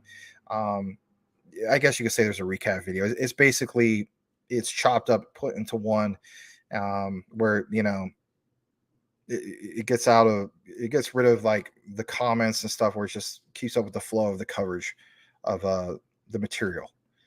But welcome, Kevin N. Hopefully we'll see more of you. Consider changing your avatar. Something speaks more about who you are and what you're about. Hopefully hit the like. Please smash that like, guys, if you haven't done so already. All right. There's many different genres there. Okay. All right. Welcome to Wayne's side. Glad to have him. And who else we have up in this house? Nice hip hop and house music. Don't listen to Cool Cat. Hey, you know what? En Vogue was pretty fun back in the day. Anyway. Yep. See? He knows what I'm talking about. Yeah. Yep, I would agree with that. All right. Kevin N. Will Jasmine offer email along with data protection? Sick of retailers and hotels capturing my info. I haven't seen anything in regards to like email protection and so on, but that would make sense. I mean, if you're going to have the concept of Society 5.0, why would you go all out, right? And then just have this one area where there's no protection. To me, that wouldn't make any sense. So I'm going to lean with, even though I can't confirm anything, but, wouldn't that make sense? If you're going to blanket like all these different types of things, I would imagine, yeah, you need to cover that as well. Or how about this? If you go use the public Wi-Fi, then you still have, for instance, your personal data locker where that public Wi-Fi can't just, gather your own personal information and share it with that hotel's Wi-Fi or this, restaurant or sushi place, restaurant's Wi-Fi, if you will, or a hibachi place and so on. I haven't been to a hibachi grill in a long time. I need to go. It's good food. All right. Gonna read a couple more comments. The blockchain, email, and cloud storage. Yeah. All right. Stardog is in the house. Welcome, Stardog. Glad to have you, man. Shout out to you. Andre Silva. Take a look into Clowncoin. You guys come around like once a year, but you were around a couple weeks ago. Well, welcome to you guys, nonetheless. All right. Let's see here. All right. Welcome to Mr. Elon Muff, aka Mike Cornwell. And I go further down. Let's go further down. Welcome to Magic Power. Hello, guten Tag. Liechtenstein Exchange. Jasmine in the house. Welcome. And Mr. Dildo Shaggins. All right. Let's kick it back to what we have on this outline. I am going to show you this next part, and then we'll get into some of the other coverage that we have, which is obviously QNT, XRP, XLM, XDC, and a little bit of HBAR. Okay. All right, let's jump into this, and this is good stuff. So hold on, let's see how much left do we have on this. There's a decent amount left, but not too crazy. All right. Always a shout out to IC Amphibian. If you're a follower of a lot of things on crypto Twitter, then why am I not following? Oh, it's when I was cleaning out my Twitter, so I'll give him a follow back. All right, yeah, give IC Amphibian a follow. He's up there, right, with Dip Metaverse and so on, as far as great Jasmine coverage. All right, so he states, Binance Global has stated that Japanese users will be able to start migrating to the new Binance Japan platform by August 1st. If anything, that's a good update in itself, right? We've been talking about this whole concept of Binance and so on. A lot of us are not big fans of Binance, especially with them putting Jasmine in the innovation hub, right? Or innovation zone. But listen to what's mentioned here. Jasmine Super Wallet, because we are definitely on that subject of Jasmine Super Wallet still. So Jasmine Super Wallet to be able to access Binance directly without the need of the Binance app.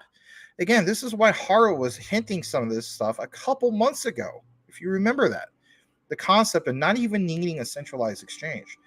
Some people were like, oh, you guys are part of the Jasmine army. You guys are just saying that because you guys are pissed off that you got moved to the innovation zone. Okay, I get where you're coming from, but it's more to it than just that, was it not?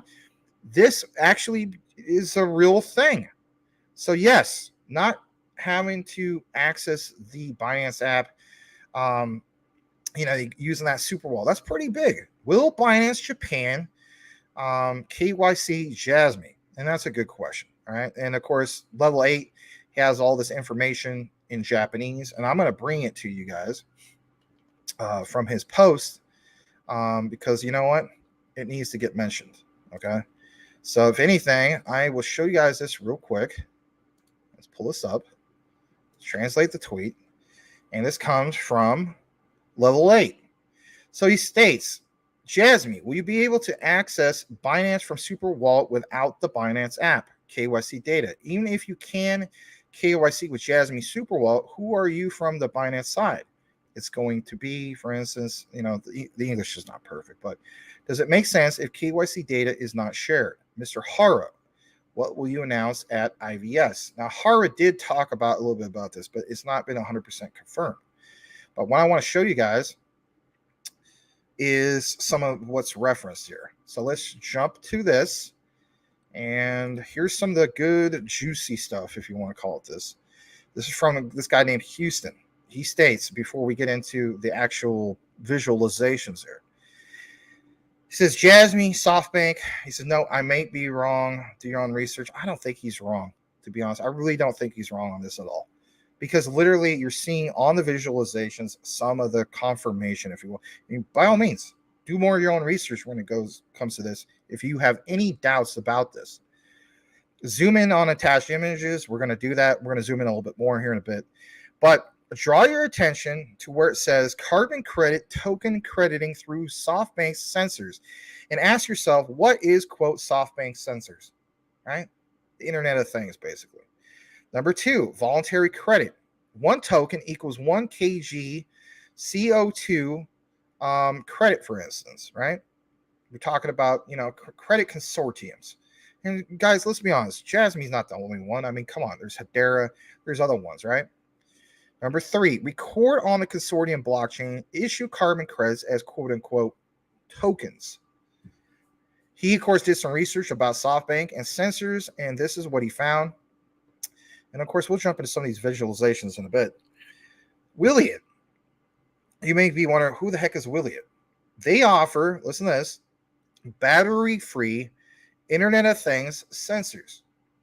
And they just raised $200 million from SoftBank. This quote, harvest all required energy from ambient radio waves. I mean, this sounds like Society 5.0 to me.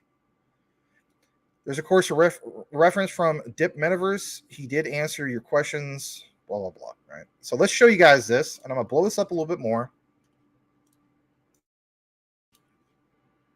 And here we go.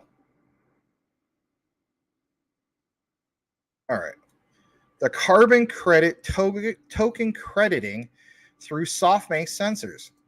And you did see in that brief AMA, there's Hara on the top right. He was talking about some of this. Of course, I don't know if it was necessarily in Japanese at that point.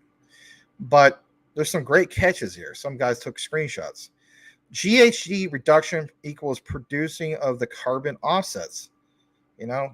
Richard Common Sense Crypto is always talking about, like, hey, whether we like it or not, carbon offsets, get used to it. He's right. Afforestation, carbon farming, renewable energy, so on and so forth, right? Carbon farming, all sorts of stuff. I'll get to some of the juicy stuff here.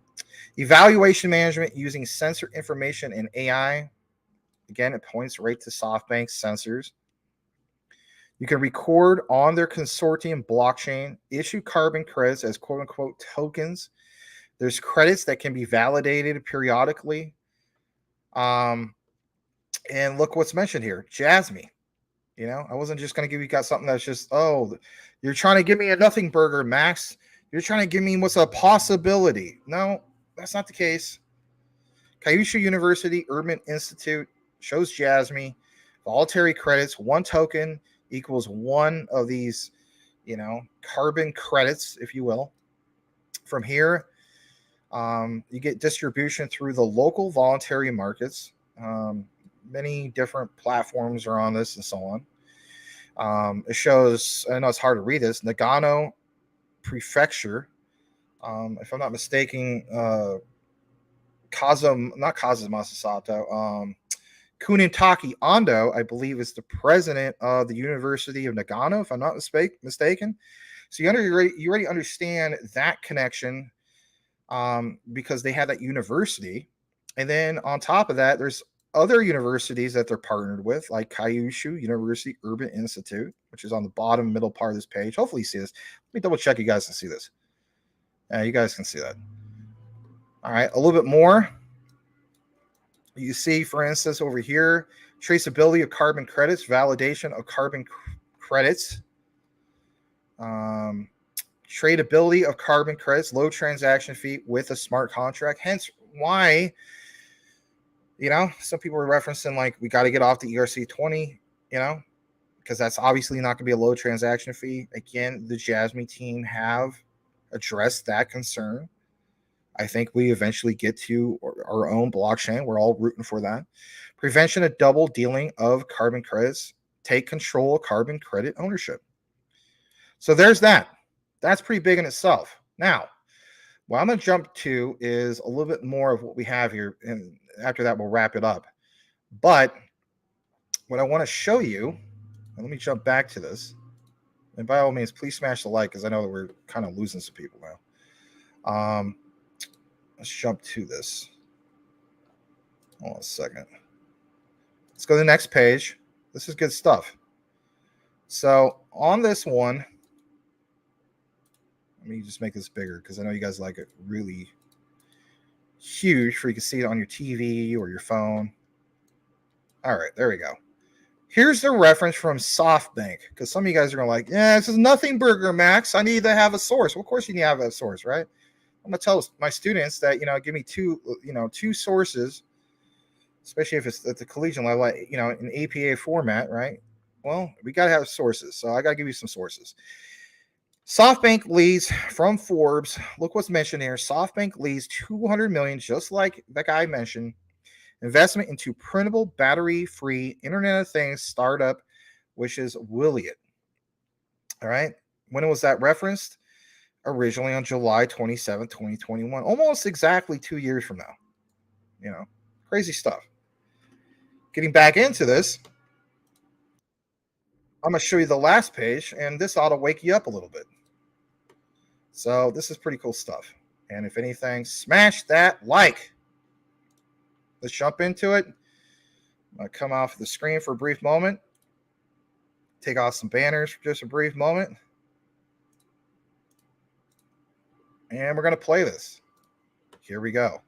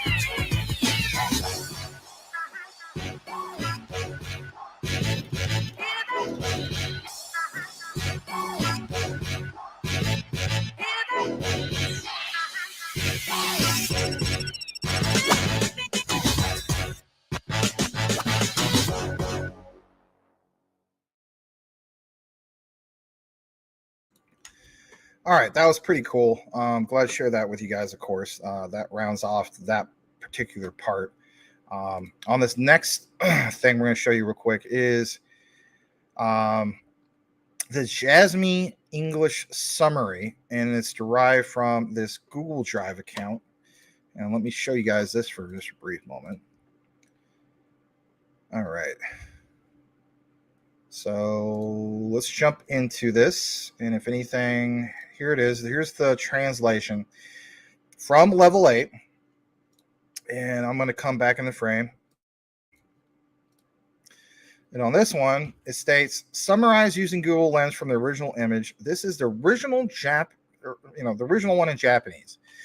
He says, actually, this one has more information, but when translating, the text is too small to read. So he, of course, likes to focus on readability. So I have gone ahead and downloaded it, and I'm going to take you through this right now. We're not going to read all 91 pages of this, obviously. But if anything, this will be some of the quote-unquote juicy stuff.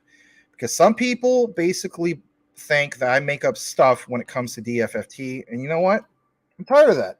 I'm absolutely tired of that. I'm tired of reading the stupid comments on the recorded videos that get filtered, but I still read them anyway. You guys don't see them.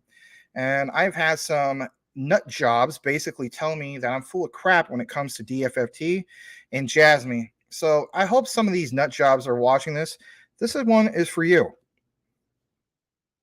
All right. Boom. Look what's mentioned here. Personal information wallet. Personal data lockers / data utilization, Society 5.0 interoperability, DFFT, trusted web. Oh, well, I'm a fudder. I just like to take what's on the surface, and I didn't realize that they're really using some of these models. I didn't realize that Maximus is, quoting some of these things because he actually has something to back it up. I think he's just a shiller.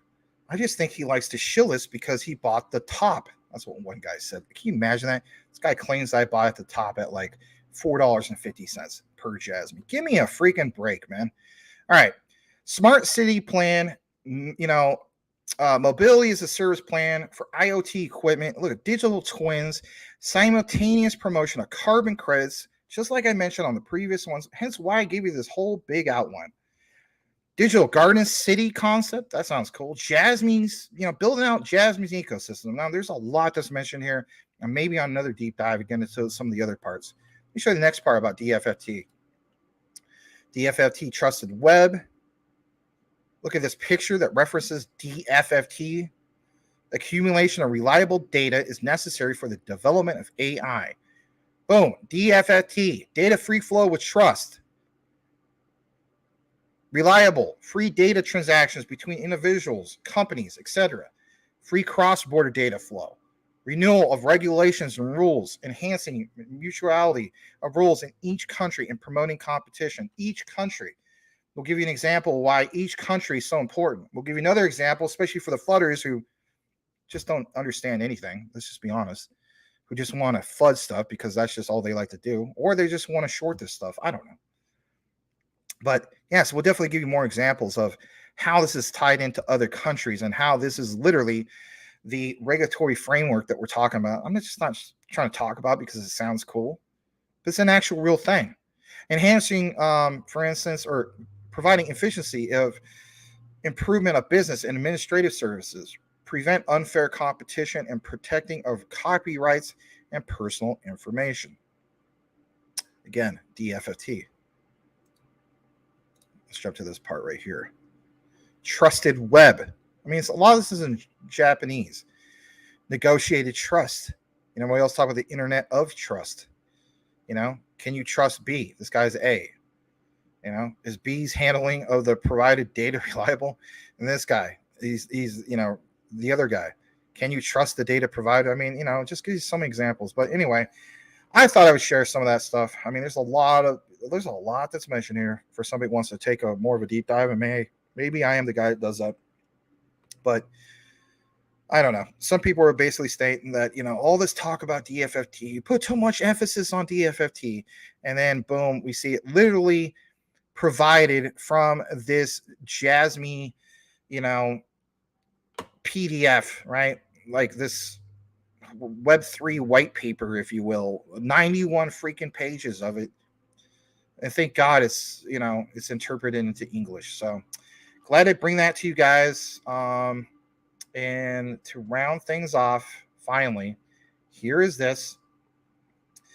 And here is the guy who's like literally the top proponent of data free flow with trust, just in case you're a newcomer to all this and you don't understand it. It's the one, the only Tara Kono, digital minister, former minister of administrative affairs, former defense minister, you name it, right? But he basically speaking, as of recently, he just went to, the state secretary of Finland, for crying out loud. The main topics were Finland's Aurora AI National Artificial Intelligence Program and digital identity reform. Before that, on the 12th, he met up with another person from Finland, right? Look what it says. Data free flow with trust, DFFT, an important initiative from Japan, vital to establish global rules for digital trade. And again, like I showed you guys from the Jasmine paper, reference to that. That's why I tie in all this stuff about data free flow with trust. It literally is the regulatory framework for the entire world. The European Union has already embraced it, and he's meeting with all these other top officials as well. You're trying to tell me that Japan is really going to waste their time with all these other countries if they're not understanding the greater, bigger scheme of things? I don't think so. All right. So I thought I'd show you guys that. That actually concludes our Jasmine coverage. If you're a type of person in which you just connected, please smash that like. We will try to chop this up, obviously, and bring it to you guys where it's all put into one thing. But the next coverage will be Q&T. I'm going to kick it back in the comments. And I do thank you guys for, being part of the show and watching and viewing, listening, especially some of you guys who continuously listen to us like on Bluetooth or whatever you're doing. All right. I'm going to get back into the comments. I'm just going to turn some banners back on. All right. Let's see what we have. All right. Let's go further down. Clowncoin says, Sony's cool, but you always preferred Xbox over PlayStation. I hear you. I hear you what you're saying. I mean, my thing also is, I actually prefer tokens and coins with actual utility over ones that don't. But, teach his own. Welcome nonetheless.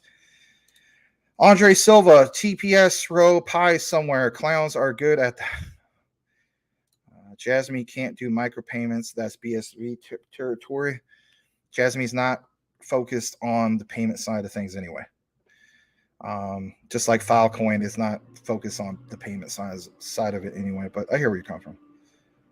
All right, let's go further down. Brian Dowie says, toss a donation and Max might look at Clown.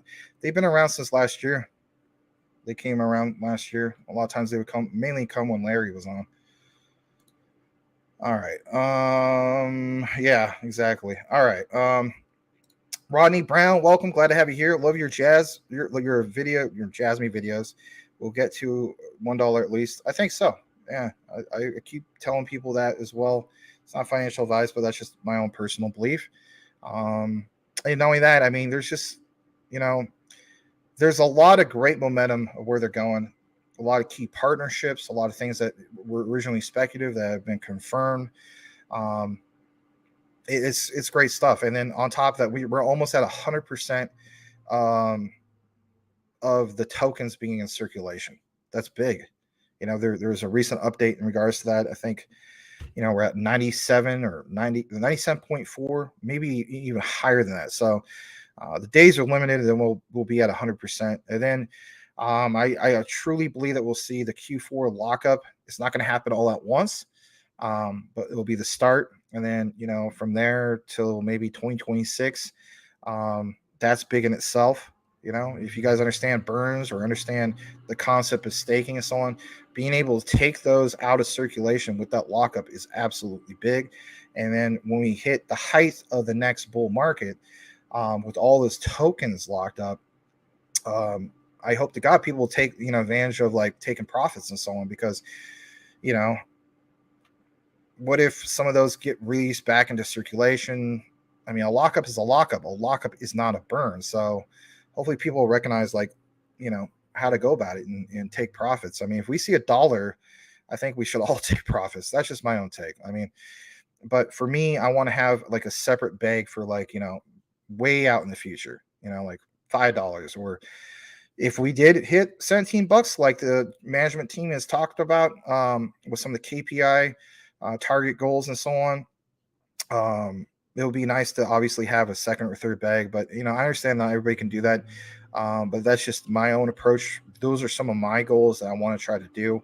But yeah, at the end of the day, I'm not complaining about it reaching $1. I mean, who would? All right, let's go further down in the comments. Thank you for the support, Rodney Brown. And guys, give Rodney Brown a warm welcome if you haven't done so already. Andre Silva says, will Satoshi show his face of disappointment? If you want to know about Satoshi Nakamoto, you might want to get with Mr. Cool Cat Crypto. He can tell you all about BSV. Is Craig right? The real Satoshi? We'll see. All right. Clowncoin says, here's a gift from Clowncoin to help you buy a decent grill. Okay. Oh, you're talking about the Weber barbecue grill. Well, thank you for that from Clowncoin. That was nice of you guys. Thank you. Yeah. I have I don't know. It's kind of like a indoor outdoor grill. It's like a Ninja one, because living in Phoenix, you got to have you get, like, right now, I'm not going to go grill when it's 115, 117 degrees outside. There's just no way, but I do appreciate it. All right. Thank you though to Clowncoin. Talk about Clowncoin. Let's have a look. I mean, I guess I can. I mean, guy did drop a super chat. I'm not personally involved in Clowncoin, but let's see what you guys have. I know you guys are on crypto Twitter. All right. None of it is obviously financial advice. We'll bring up your page. Why not? I remember you guys from last year, though. I mean, I'm shocked you guys are still around. I'll be honest. I don't mean that in a bad way, but I am kind of shocked you guys are still around. All right. So let's see here. I'll take off this comment. And here is Clowncoin. All right. So you can buy it on PancakeSwap. And there's a video tutorial. But hold on a second. You guys have us. That's from like last year. My God, there's me without a hat on. What the heck, man? That's funny. See, I remember that. This is when me and Larry used to do shows together. Contract renounced. Community owned. Amazing reflections. Hyper deflationary. All right, it says let's view our chart. Let's just do that. Let's view your chart.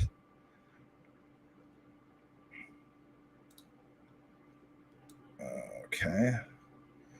Total liquidity 19,029.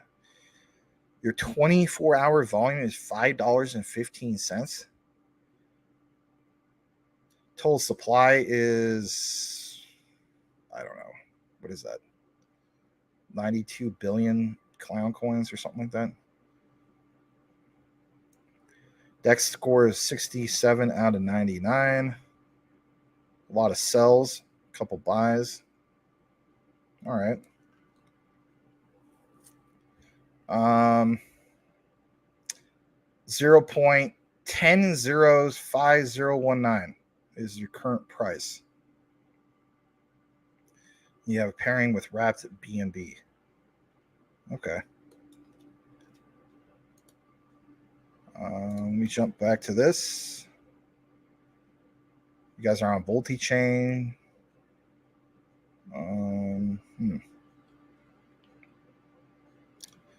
Well, what is the main thing? I mean, I remember a long time ago we talked about some of this stuff, but let me see what else is on here. The team. A non-docs team. All right. Huh. Okay.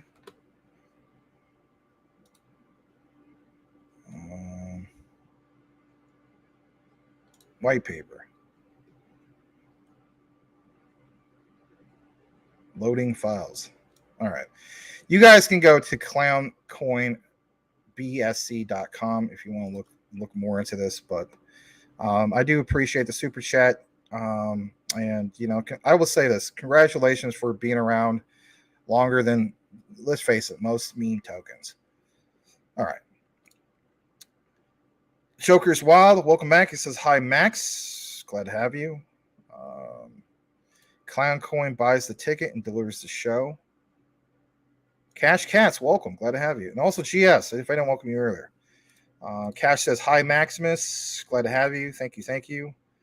And let's see. The train in Hunger Games was cool. I haven't seen any of the Hunger Games, believe it or not.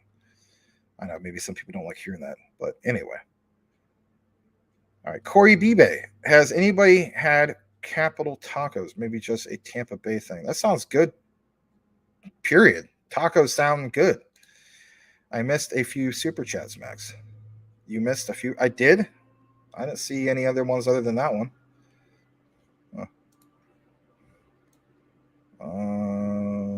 Let me see. No. The only one I saw was that one from Clowncoin. Yep. I didn't see any other ones, man. I didn't see any other ones. All right. Let's read this real quick. Tim Shea just moved most of the stuff off of KuCoin. The ERC20 tokens want $7 compared to less than $1 for everything else. It will consolidate to XLM or XRP and then move. All right.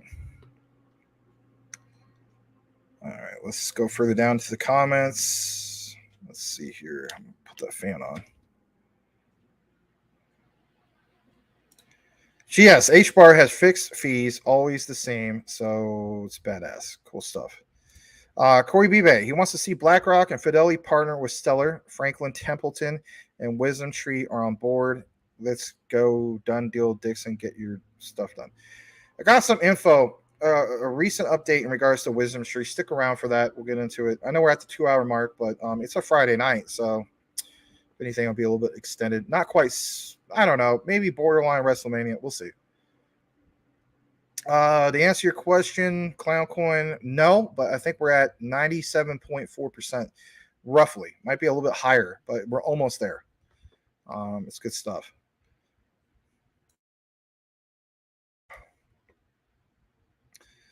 All right. Okay, let's see here. See what else you guys got. Okay. All right. Well, that's good. I mean, what's your utility doing? Like, I would like to know what your utility is, I mean, obviously, you know the coin more than I do, so go ahead and share that. All right, GS, it is, and we'll see. I don't like the tokenomics, but you're talking to GS. My bad. All right, let's go further down. You're clowns. Okay.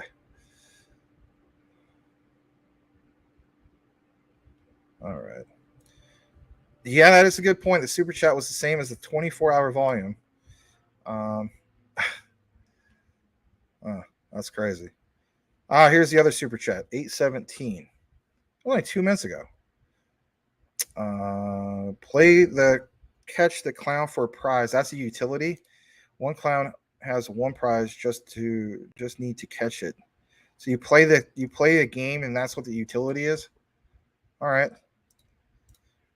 Crypto McDizzle, $2 super chat. You missed this super chat. Oh, well, thank you, Mr. Elon Muff. I'll state this, Clowncoin. You want to know something to be kind of funny? Maybe Crypto McDizzle can sign in with his other account. He has an avatar where he's literally Elon Muff. And maybe instead of, you playing purchasing a ticket to catch a clown, maybe a person could purchase a ticket to catch an Elon Muff. I don't know. I'm just messing around. All right, let's go further down. Thank you again, Mr. Crypto Mike. Nice, Crypto Mike. Not my fault. Max is 2 hours behind the chat. I'm not 2 hours behind the chat. Oh, you're messing around. Okay, thank you. Our utility is Clown Hub. Oh, not P Hub? Okay, get what you're saying. Just logged in. Did you talk about LCX?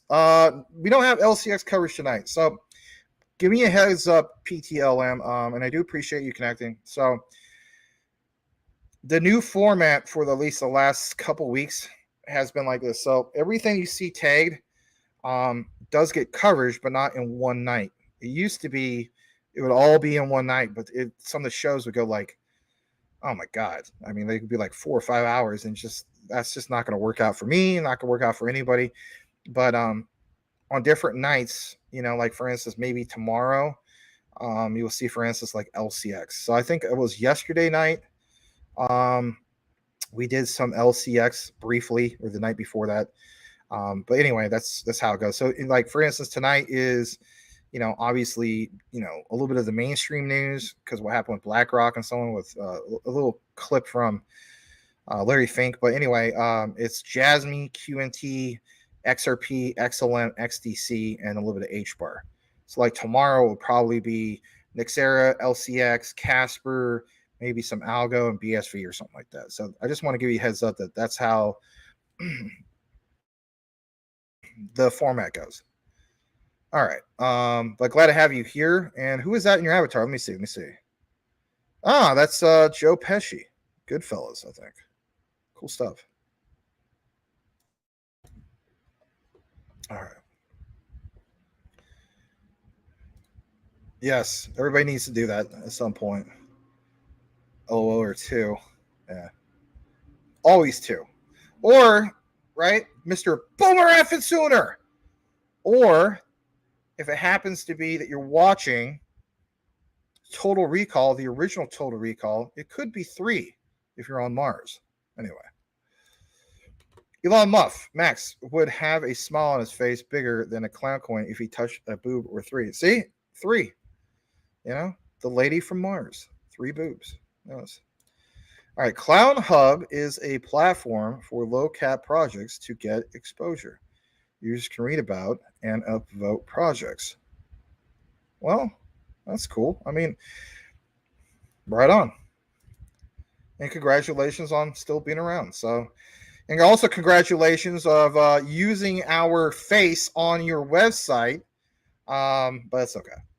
That's all right.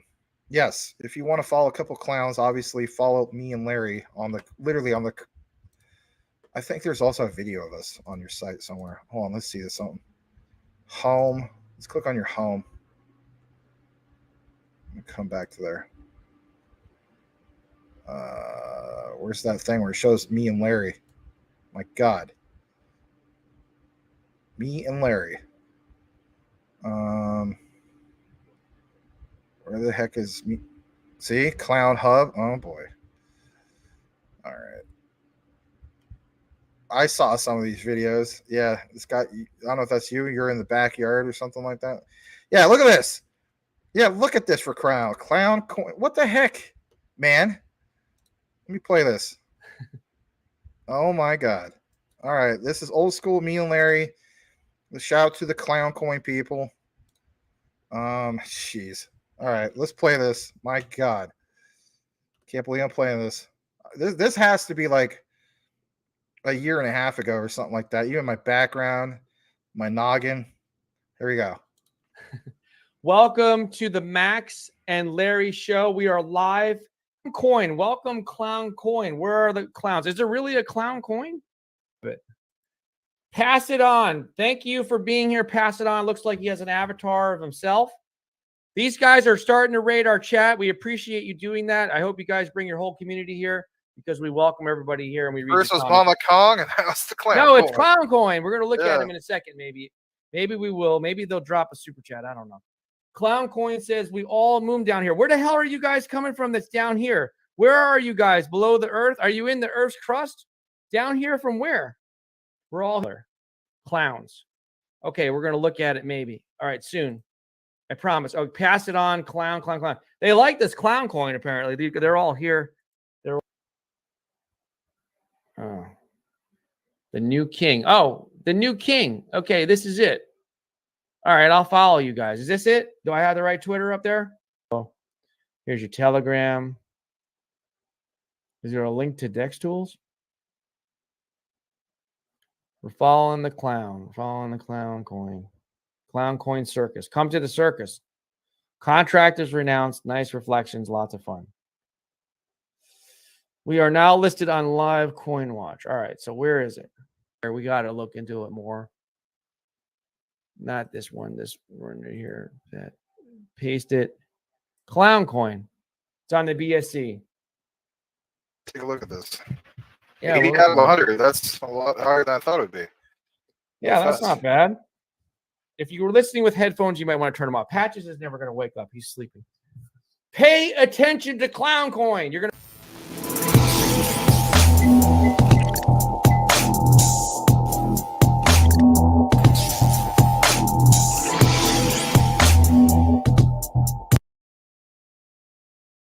Well, thank you so much for using us for marketing. We were never compensated, of course, with the clown coin, but we did get a few super chats.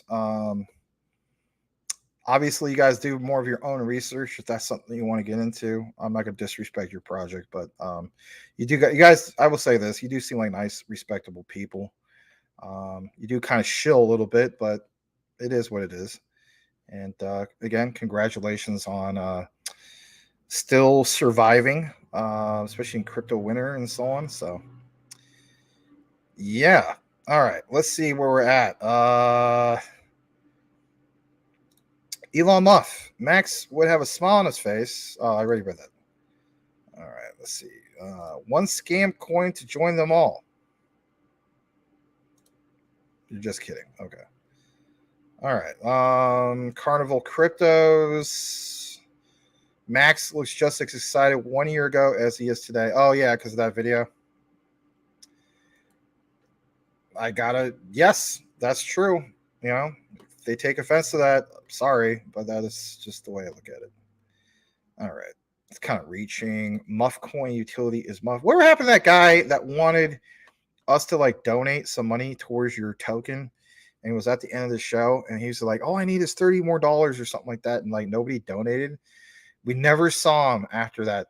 I don't know if it pissed him off. Maybe it did. I don't know. He was like, "Oh, I need is $30 more, and I can create this thing," and nobody donated. So, all right, precious memories. What part of the country you guys, or not our country? What country you guys come from? Because I mean, I watched some of your videos. You know. I saw one video. I don't know who it was, but you know, it was like somebody in the backyard. He was like beating the crap out of like something. He's just like, you know, with my clown coin, I'm able to achieve monumental, satisfaction, slow jam tunes and body action. I take max back scratcher and I beat the hell out of dog in this crazy world I live in. Unlike American who live in smog, purchase clown coin because you know you like it raw. Watch Filipino Ice Cube. He brings it to you right. And Mr. Cash Cats, he likes to buy Muff coin because it sounds all right. Skeet, skeet. Niet, niet. I don't know why I'm saying that. Anyway. All right. We're going to kick into the Q&T coverage that we have. Please smash that like. We are currently at 58 likes, which is not a lot, but it's better than nothing. Yeah. All right, let's pull this back up and let's get into it. Precious memories. I buy a Muff coin. You probably would buy a Muff coin, Cash Cats. Probably would. I don't mean that disrespectfully. How about this? On the surface, guys, all right? We don't have a poll up right now. All you got to do is type in this into the comments, okay? If you could only buy one or the other token, and there was not, like, let's just say there's only 2 cryptocurrencies left in the whole world, okay? Well, as far as, how about this? 2 meme coin cryptocurrencies left in the world, right? Because, you know, there's obviously ones with utility. And it was number you're going to type in number 1 for Muff coin or number 2 for Clown coin. Which one are you purchasing? Number 1 for Muff, number 2 for Clown Coin. All right. Put it into the chat, and the winner will win absolutely nothing, as Larry would say. All right. Shout out to Mr. Larry. Let's bring this up, and let's kick it into some QNT real quick. All right. Smash that like. Here we go. And it's some of the QNT. All right. So far, the Muff is winning. Number 3 for Teddy Coin. There is a Teddy Coin, my friend, and those guys were real complete you-know-whats to me. It's called Teddy Doge, and those guys are jerks. Yeah, you heard me say it. I usually don't get mad about any project. Those guys are complete jerks. I'll never forget how they like disrespected me long before he joined up with you guys over here at Crypto Talk Now. The Teddy Doge Coin, complete jerks. All right. So, where the heck is this thing? Oh, okay, I see what happened. I got to exit out some of these tabs. All right, shout out to Quant Papa. He's probably asleep right now, but shout out to him. Let's get into some of the QNT Quant coverage. Yes, smash that like for some Quant. All right, so the one and only Quant Papa, Mr. Baby. All right, so as you can see right here, he had some updates. He posted this on July 10th. It's only about 4 days ago. Enterprises that want to transact on public blockchains are limited when dealing with crypto for gas and transaction fees. Ooh. They face security threats, friction, and risk of asset losses when relying on signing and storing with MetaMask on an employee's machine. All right. So he has this tagged as QNT Treasury White Glove Service. Are we referencing Michael Jackson? No, we're not. All right. We're going to go ahead and play this 2 minutes and 13 seconds, and I'll give you guys a little quick takeaway and kick it to the next part of the QNT coverage. Please smash that like. Here we go. Thank you again to Quant Papa. So with Enterprise, so the Treasury function handles that conversion of their fees from fiat into quant, and the Treasury buys that for Enterprise. Mm-hmm. So we don't want the extra steps for Enterprise to go and create accounts on exchanges and do all these complex things. We'll handle that on their behalf, just to simplify the usage of the platform. But it's all powered by quant tokens. So they just like developers need the same developers licenses and quant and transactions and it's just the Treasury does it for them. What we've done is, instead of them going and buying each time, I need 10 from here, 10 from there, and 100 from there, we let the Treasury do that on their behalf. So they're paying, it's a conversion of, let's just say, £1,000, and that's the cost. So that's the fee they have to pay. But then the Treasury function takes that and converts it into quant and buys the quant for them. Sure. Now, Gil, that Treasury, we might as well talk about this a bit more. That Treasury really is the intermediary. That's that killer intermediary that you must have to make it easy for businesses with no headache to deal with the fiat. You send it across to you, and you do the conversion. As you said, they're the handler, as the Treasury internal handler, not an external one. Yeah. So think of it as a foreign exchange conversion. You want another currency, and you give them your credit card, and then they give you the other currency. So the Treasury converts the platform fee for Enterprise into quant, and it's really to take away the friction. There's no way in the world you can get the head of procurement or someone in accounts or finance to go and create a Binance account, do some KYC, go buy some tokens and cryptocurrency and whatever, and then record that on their asset books in the ledger and in the accounting system. Sure. Enterprise does not understand that.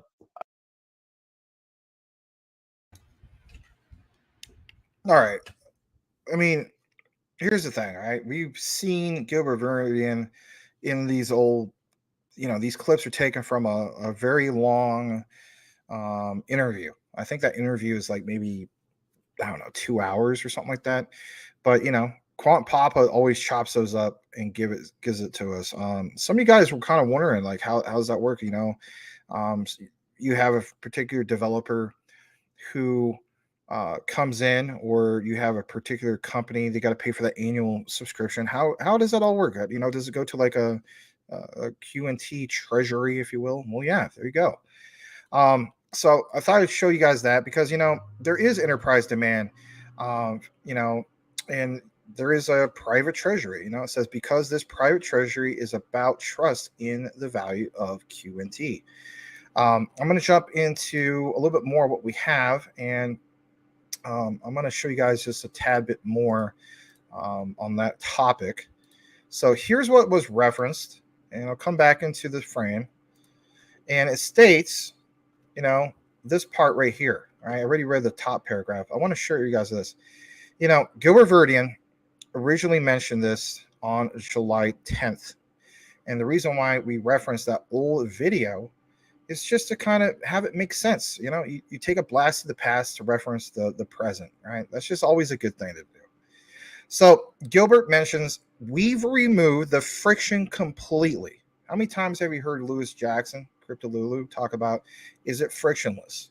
A lot of times he's talking about, obviously, XRP, but yeah, out over at Quant Network, they removed the friction completely, allowing enterprises to securely and safely transact with any public blockchain, right? Without the need to store, sign, or hold crypto for digital asset transactions, paving the way for tokenization of not just billions, for crying out loud, trillions of dollars of regulated assets by who? Institutions, to transact on any public chain and access new investors and liquidity. Shout out to Cool Cat Crypto. He's talking about, in the past, you better believe that Larry Fink knows about, for instance, BSV. Well, I would say that's true. I would also say it's true that if we're talking about the institutional money here, like it's literally referenced right here, you better believe that if not him personally, one of his assistants or somebody's giving him the memo about the Quant network. Okay, and I'm going to pull this up as well. Here it is, another milestone towards making blockchain simple, trusted, and future-proof, like Gilbert has mentioned 1,000 times at this point. Maybe you guys get sick and tired of hearing that. I don't know. But our platform, as an overledger, allows you to circumvent the need for cryptocurrency during the token deployment stage. Yes, there's a little bit more in regards to this. I'll pull it up for just a brief moment. And here's it actually is, right? Straight from the Quant Network site, Overledger reduces crypto exposure. This is a write-up from the one and only Peter Marosans, who is this gentleman right here. And I'll read this quote again. Instead of having to hold cryptocurrency to pay for deployment gas fees, because you guys always give criticism to Quant because of, ERC20 tokens, more than an ERC20 token. So I'll read it again. Instead of having to hold cryptocurrency to pay for deployment gas fees, Overledger users can pay with platform credits, which are charged in fiat currency. He is the Chief Technology Officer over at the Quant Network. Let's get back to this topic in regards to this milestone. And that is making blockchain simple, trusted, and future-proof. Our platform, as in the Overledger, allows you to circumvent the need for cryptocurrency during the token deployment stage. And we've shown you, I literally read that again, I apologize, but we showed you those demos, right? Especially when it comes to, I think it was 2 weeks ago. Okay. So it was like, I think on a Wednesday as of 2 weeks ago, Overledger went public. All right. And it was so impressive to see that, it's like, you see the ERC20 tokens, or, also the deployment of like meme tokens. And I gave you guys that demo that shows you can do that like in 27 seconds. Well, what about having a platform as an Overledger network where you can have the institutions deploy something with solid utility on a solid platform with interoperability, right? 100 plus blockchains. A common complaint for businesses building blockchain solutions is the fact that public chains charge gas or transaction fees to perform functions. Again, let's talk about this for a second. These are charged in cryptocurrencies, which means that businesses have little choice but to hold crypto on their balance sheets to cover these costs. True. That's a headache, not least from a risk and accounting perspective. But for instance, today, Overledger platform users will no longer, think about what's mentioned there, no longer have this problem when deploying tokens. You don't think that sounds incredible in itself? Instead of having to hold cryptocurrency to pay for deployment gas fees, Overledger users can pay with platform credits, which are charged in fiat currency. This new feature applies to all Quant smart tokens, Base, Flex, and Vary, and integrates seamlessly with the Overledger token flow as seen below. Let's get into that part. So it says, it gives you an example of how this will work. And on this part, maybe I can blow this up a little bit more. I know on the Quant Network site, sometimes if you blow it too big, it gets really hard to read it. So let me just jump down to this. All right. Yeah, I'll just do it from here. It says, by choosing to deploy with credits, excuse me, let me go to this part. Again, when you blow up too big on their site, it gets kind of funky. It's now at 200%. Anyway, this is how it works, all right? After creating your token or when choosing quick deploy on Quant Connect, our users can see two options for deployment. Now, if you guys remember the demo, you could have paused it in some key areas, and shout out to Tokenizer. He pointed out a few key areas, and maybe next time I'm with you guys, I'll try to pull it up for you. But yes, you can deploy in Quant Connect. Our users can see two options for deployment: deploy with MetaMask and deploy with platform credits. By choosing to deploy with credits, you will see your platform credits and see the associated costs before proceeding. So you don't need to have cryptocurrency, nor you need to connect a virtual wallet. And here's the breakdown of how that works. Again, I was just trying to blow it up a little bit bigger for you guys so you can see it, because on this side it's kind of tiny, especially when viewing it from your end.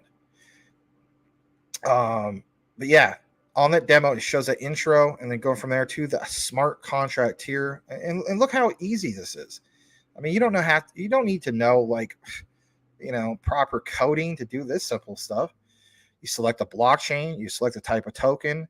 I remember what we saw from the demo. You can literally select, for instance, the deployment type, the type of token, like a QRC 20 token. As we go further down, it shows, for instance, like it says, no tiers appearing yet. I mean, again, this is just a demo from the actual Overledger. I imagine from the trailer that we saw. All right, but it's the simplicity of it. That's the beautiful thing about it, in my opinion. I'm gonna put this back to where it was, because otherwise it just gets too funky.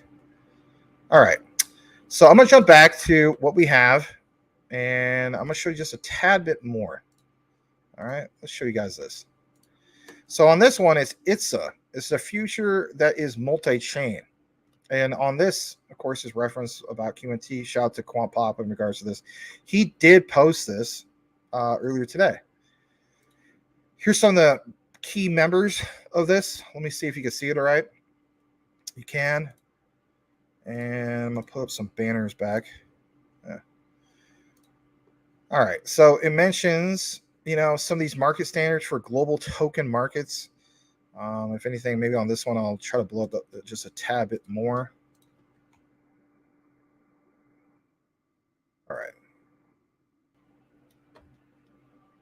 They have market standards, again, for global token markets. ITSA aims to promote the development. Let me see if that's big enough for you guys. Yeah. They seek the development and implementation of comprehensive market standards for blockchain and DLT-based cryptographic tokens. With the rise of decentralized finance, as well as NFTs and cross-chain operability, the role of token identification and classification has become an ever-increasing challenge for businesses, researchers, investors, and regulators.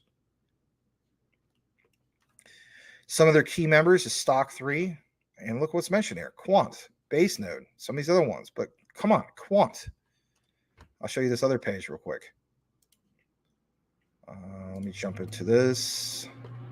Here's the next page. And if anything, I'll blow this up. Put this here. All right. So you see here reference right from ITSA, quant data about the token quant, the Open Block Explorer. I mean, it's not BS, right? And ITSA is the International Token Standardization Association. I go to the next page, show you this as well. Here we go. I think you see it. You do. So the ECB says it's a paper published by the European Central Bank, and basically it shows the use of DLT, as in distributed ledger technology. Who doesn't know that by now, right? In post-trade processes published back in 2021, it called for more interoperability in post-trade solutions, mentioning a lack of common practices and standards. A section on the identification of assets and tokens in a DLT-based system specifically draws attention to the need for a unique token identifier and mentions the International Token Identification Number, which is ITIN, as an example of an identifier fulfilling some key requirements. To get more into this, let me show you just a tad bit more. Here it is. And there it is. The future is multi-chain. How many times have you kind of heard a different example of this, right? Yeah, basically with quant. With the rise of decentralized finance, non-fungible tokens, and cross-chain operability, ITSA has recognized the even more important role of token identification and classification. The number of layer 1 blockchains is constantly, increasing, and we are witnessing the emergence of layer 2 solutions for Ethereum. Unlike today's business models where all information rests in data silos, think about what's mentioned here. Literally word for word is what Gilbert Verdian has mentioned. Tokens will be able to exist on multiple blockchains. Ensuring that every token is uniquely identified and classified is an ever-increasing challenge for businesses, researchers, investors, and regulators. ITSA aims at bringing common identification and classification standards for tokens of any kind. And they're going to get it done, or have got it done, through the likes of Overledger. All right. I want to show you guys just a little bit more. And let's pull this up. And it's an update in regards to LACchain. And Quant Papa also retweeted this. So this is good stuff. Please smash that like. Look what's mentioned here. And I've done a deep dive more than 2 or 3 times when it comes to LACchain. So Hungarian Horntail, you know what? I'll give him a follow back. He does follow me. He deserves a follow back. That's cool. Shout out to him. He says LACchain has released an official growth report, and this was reported yesterday. And come on, it's quant, for crying out loud. And we understand how big LACchain is in regards to quant. I mean, you know, if you think about it, this dates all the way back to, I think, about March of last year, 2022. Quant was testing CBDCs and the pilot programs for the, you know, all this stuff long before everybody else was. So let's talk about this. LACchain. This official growth report, now serving 8 million people. Now, some of you guys may be wondering, like, you know what? I got out of quant, or I've seen you guys say some of these things, or you know, I haven't seen much of the price move. If anything, the price is going down. My thing is this: just like a lot of projects, you're not at full implementation yet. And this is, you know, some people say that, you know, quant is it's too expensive currently speaking. Technically speaking, it's still incredibly cheap if you look at the grander scheme of things. All right. So yes, LACchain serving 8 million people across 17 countries of what? Latin America, through 60 plus projects powered by 200 plus nodes. LACchain is the world's largest, listen to this, public permission distributed ledger technology network. And let's face it, all gets to where it needs to be with Quant's Overledger. LACchain invites you to read Avasant's report on, quote, accelerating blockchain adoption in Latin America and the Caribbean. And if anything, we're going to show you guys this for just a brief moment. So I'm going to show you guys this. And I'm not going to read all of it because, I mean, there's a lot. But the nice thing is this was reported earlier this month of July. And I'm going to blow some of this up because, you know what? We haven't talked about LACchain in a while. And I thought, you know what? There's nothing wrong with this. All right. So it says, although Latin America and Caribbean LAC show great potential to embrace blockchain and reap its benefits, there are challenges basically to overcome for blockchain to become drive economic growth and prosperity throughout the region. There, of course, is many constraints, but the Inter-American Development Bank Group, which is IDB Lab, all the way back in 2019, launched the LACchain Global Alliance to accelerate the development of blockchain in the LAC region. And of course, as we know, back in March of 2022, Quant had that pilot program for LACchain. With the contributions and investments of more than 60 partners, LACchain's objective is to accelerate the use of and development of blockchain in the, let's face it, Latin American region. Throughout the proliferation and scaling of blockchain-enabled applications, it has built the world's largest permission blockchain infrastructure. Think about how that sounds. A scalable and sustainable network that uses Hyperledger, best suit as its enterprise Ethereum client. And we know that a while back, Quant's Overledger had that update for Hyperledger support. LACchain offers a reliable blockchain infrastructure compliant with regulations for data, security, scalability, and privacy. I mean, how many times do we cover projects like this? Several entities, including startups, corporations, banks, schools at all levels, governments, and multilateral institutions, use it not only for identity, but also for credentials.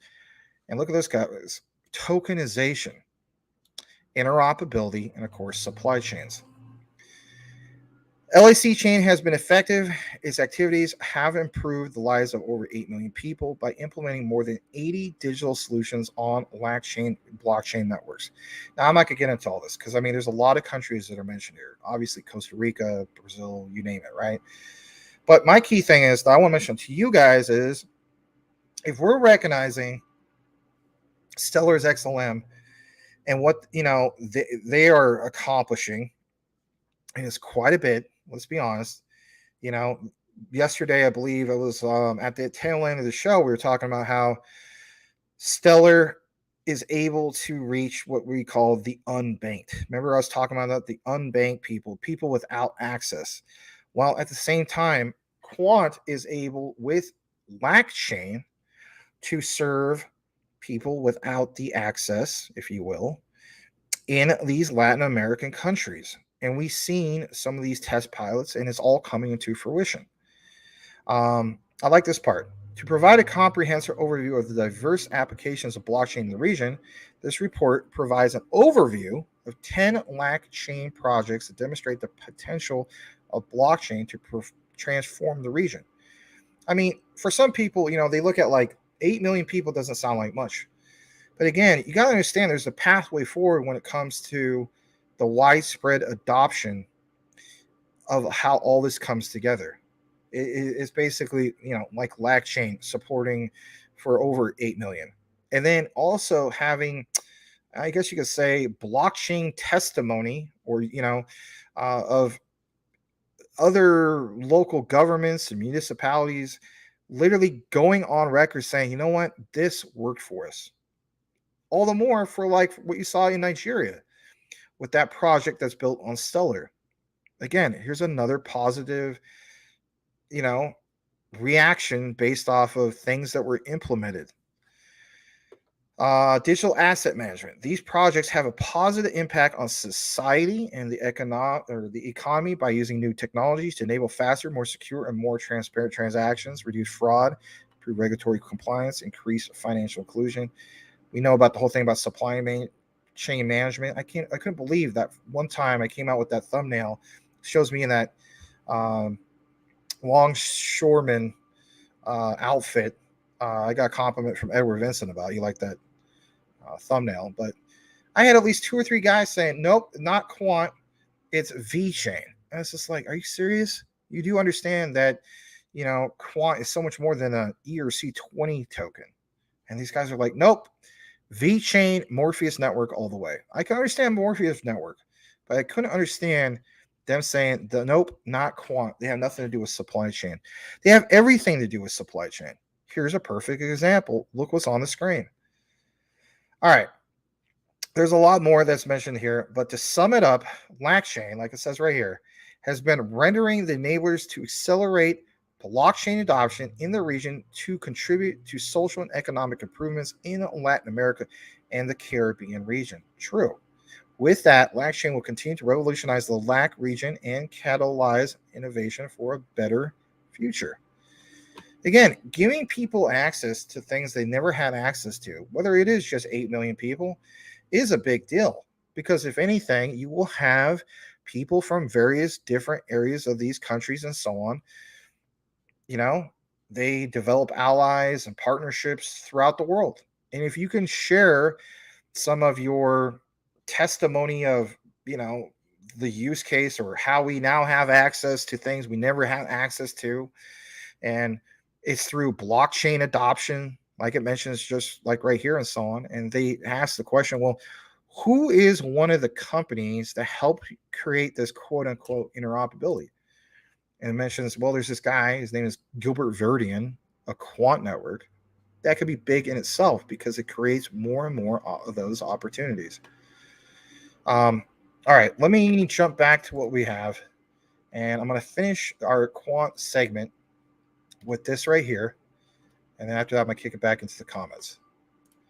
This part is pretty big. And again, thank you to Quant Papa for his ongoing, support and so on. Glad to see that he's back. He states, QNT, connect AI with Overledger. This is a quote, obviously, from Gilbert Verdian. We're going to play this clip, and then I'm going to show you the actual article. But if anything, smash that like. This is about 2 minutes. Here we go. Connect AI, it was mentioned with Ocean. AI has a really good convergence with blockchain, and we can allow that across all the chains. What it's about is how do we interconnect using a secure channel to the disparate data sources to allow AI and big data to flourish. And we're quite excited with what can happen. And we've got client use cases we're already exploring in government, in aerospace, in healthcare as well, which we've got a couple of RFIs that we've been working on. So and it can be used for hundreds and hundreds of use cases around AI, data. If you want to do an MDAP on payments, if you want to do an MDAP as an exchange, anything computes, if you want to create like an AWS equivalent on the Overledger network, all of this is possible. So QNT has just become that pure utility token that can be used for everything. And then scale that up to a city. So imagine you're in a city and you're in a car, and that car knows that it's you. It tells the next car that I'm carrying this passenger, I need to go because there's an emergency, and every car gets out of the way so you can get to the hospital quicker.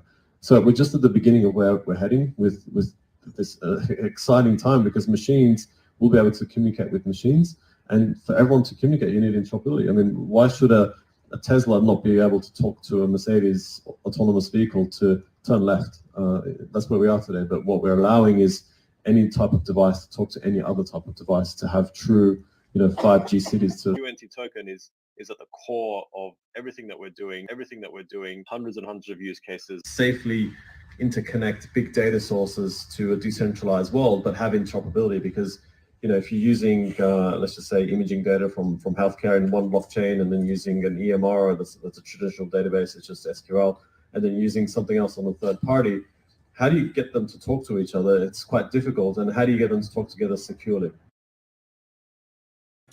If you're paying attention to that last part of what you mentioned, this is, again, why I made that video a while back in regards to Jasmine and Quant. Some people are just like, oh, that's a reach. What's his name? Right? I'm not going to mention his name, but you guys know what I'm talking about.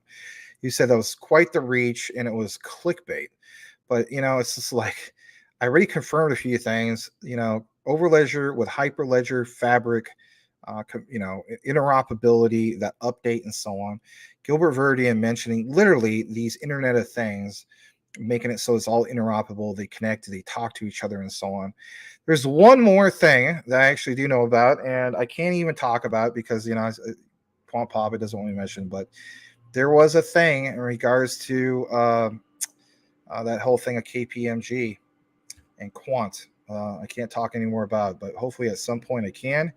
And that's all I'm gonna state about it. But yeah, it was more than meets the eye. And the guy was saying it was a reach. It wasn't a reach if you only knew, but it is what it is. So I gotta respect the wishes of what they want and not talk more about it. All right. I think we have maybe a tad bit left. We do. So let me pull that up and let me see where we're at. Ah, crap. Yeah. All right. I'm going to pull this back up. And it was in regards to the article because it's a good article. All right. So here we go. Let's share this real quick. And here's the reference. All right. Cool stuff. All right. Let me come back in the frame. Turn some of this stuff back on. All right.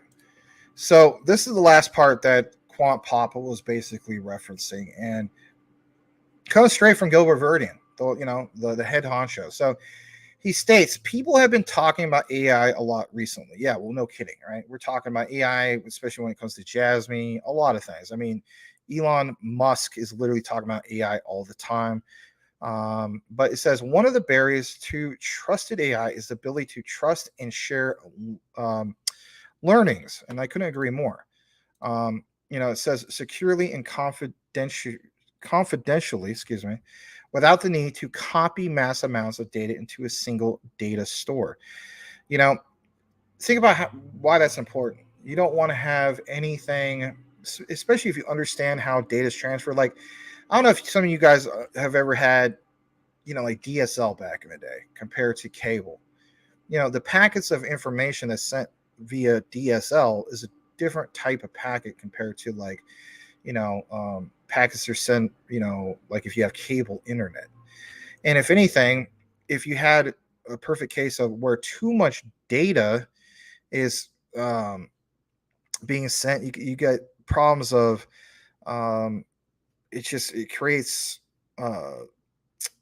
like these burstable packets of too much of the information flowing at once. Especially if you're like a gamer. Like a perfect example is like, going on a server browser, hitting a refresh to query a server list. If you get like 20,000 servers on the list and so on, oh my gosh, all that packets of information between you as the client and to the server. I mean, if you're talking to somebody back in those days, it was TeamSpeak. Now we use Discord. When you're talking, you're going to you could probably time out, or when people hear you talk, you sound like a robot because you're lagging. All that information is being truncated all at once. It's not good, right? So, yes, being able to securely and confidentially without the need to copy massive amounts of data into a single data store. Blockchain can be used as a layer of trust to interconnect and overlay different data stores to share the learning securely and confidentially, trusting the other party's integrity while automating governance between models, swarm learning, decentralized AI approach that unites edge computing, P2P, and coordination. I understand this is a Q&T segment, but my point is I will mention Jasmine on this one because we know that when it comes to Jasmine, they are definitely all about edge computing and stuff like that. And so, I mean, some of these statements I've mentioned in the past about, like it would be nice to see them get with in the future after their market cap explodes. To create the interoperability, get something done with Q&T, and Q&T really is, laid down their stamp or their stake, if you will, in Japan through SBI. I mean, this is why we do all these connections, if you will, connecting the dots. It's good stuff, right? So my thing is this, right?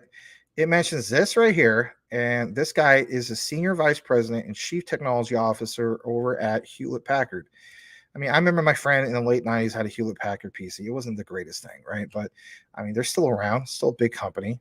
But this guy who is Ing Lim Go from Hewlett Packard recently presented at Sibos what they did with blockchain and AI in healthcare. Again, earlier on the show, I was talking about the CARE project. They're partnered, for instance, with Jasmine. They're also partnered, for instance, with Ripple. Am I going to be naive to believe that we can't get interoperability created? Literally, you just saw in the interview, did you not, about Gilbert Verdian talking about the healthcare industry. That's one of the most bureaucratic industries out there. If anything, like when we talk about the payment rails of things and that, you know, how blockchain helps solve and create like things to simply make sense from a, you know, security point of view, but also in regards to speed and scalability, you better believe that, you know, the healthcare industry is right up there. All right. So there's of course a video about this. I won't necessarily get into this. Let me just pull it up on the other screen. But you know, what I was going to mention, actually, I guess I will. I was thinking this one was like, I was thinking this one's the hour-long one. This is a 2-minute clip, so I actually will pull it up in a second. But before we get into that, there's more about this, right? And you know, it states basically that Gilbert looks forward to seeing this tech, right, in regards to AI, healthcare, and so on, progress and bring about trusted AI. He loves to hear people's thoughts on the topic and so on. I'll blow up these 2 pictures before I show you that video. But here's what was referenced over at Sibos. If anything, I'll try to blow it up just a tad bit more if you can see it a little bit better. Yeah, here we go. So, oh man, that's super big. But anyway,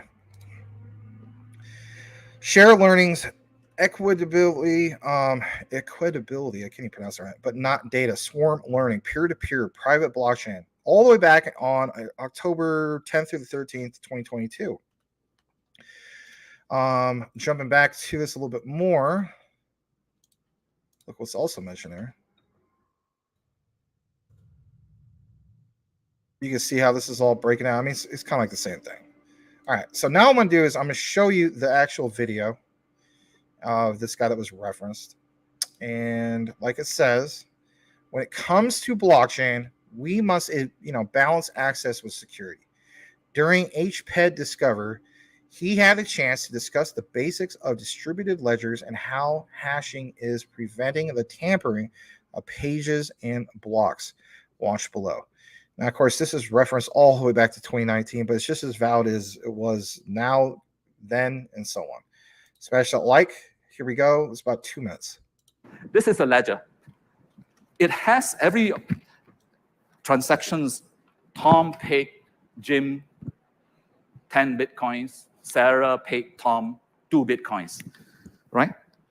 Typically, one person holds this ledger, and this person is in charge. What we want to do, instead of a centralized ledger, is to do a distributed ledger where everybody gets a copy of this ledger using the internet. Those who want to participate, you get a copy. The only problem is, number one, what happens if someone tries to tamper with one item in that ledger, because everybody gets a copy?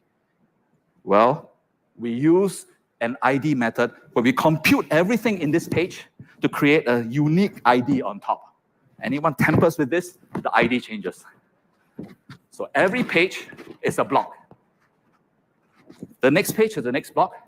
The next page is the next block. And then the binder is the chain.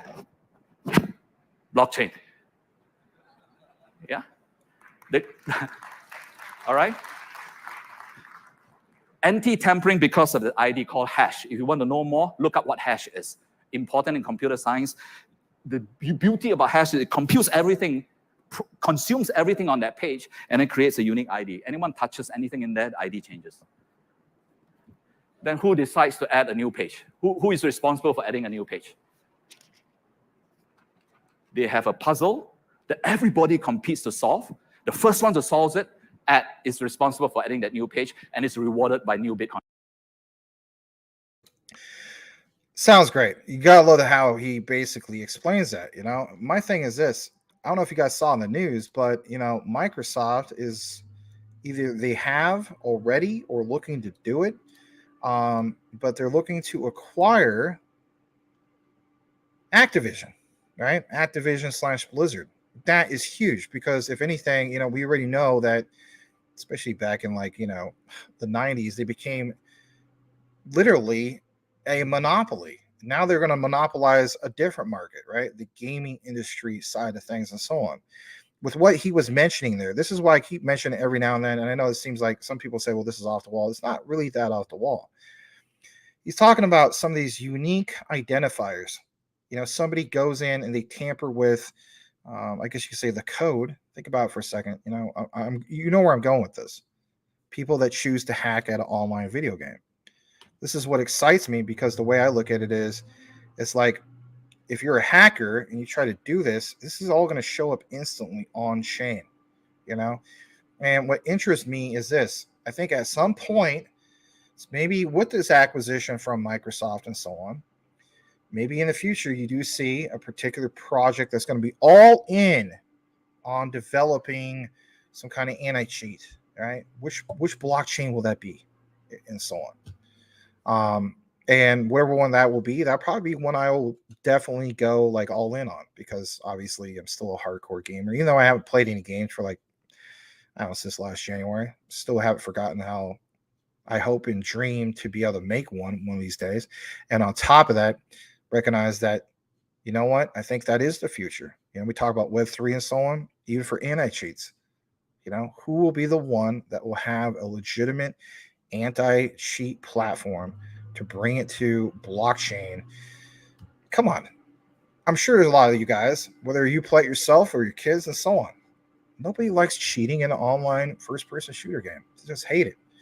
And that is definitely an industry that needs to embrace a proper anti-cheat. There you go. Even in South Korea, do you know it's a crime to actually do online cheating? Don't believe me? Look it up for yourself. All right. So what I'm going to do to finish this out and round it off and so on is I am going to show you guys the original article. And let me just pull this up for a second. And here it basically is. And this will complete it. It's called Swarm. And here it is. It says Swarm Learning for Decentralized and Confidential Clinical Machine Learning. And this was, again, published all the way back on May 26th of 2021. And of course, it's an abstract, but it gets into all of it. And you're definitely welcome to nerd it out if you choose to do so. And here's a reference from Gilbert Verdian in regards to AI-based solutions. I won't read all this because there's a lot, but what's cool is it talks about this key part right here. And if anything, I'll blow this part up before I, conclude all of this. And that is, where is it real quick? Yeah, here we go. Reliable, fast, secure, confidentiality, and privacy-preserving AI solutions can facilitate answering important questions in the fight against such threats. AI-based concepts, not crypto, range from drug target prediction to diagnostic software.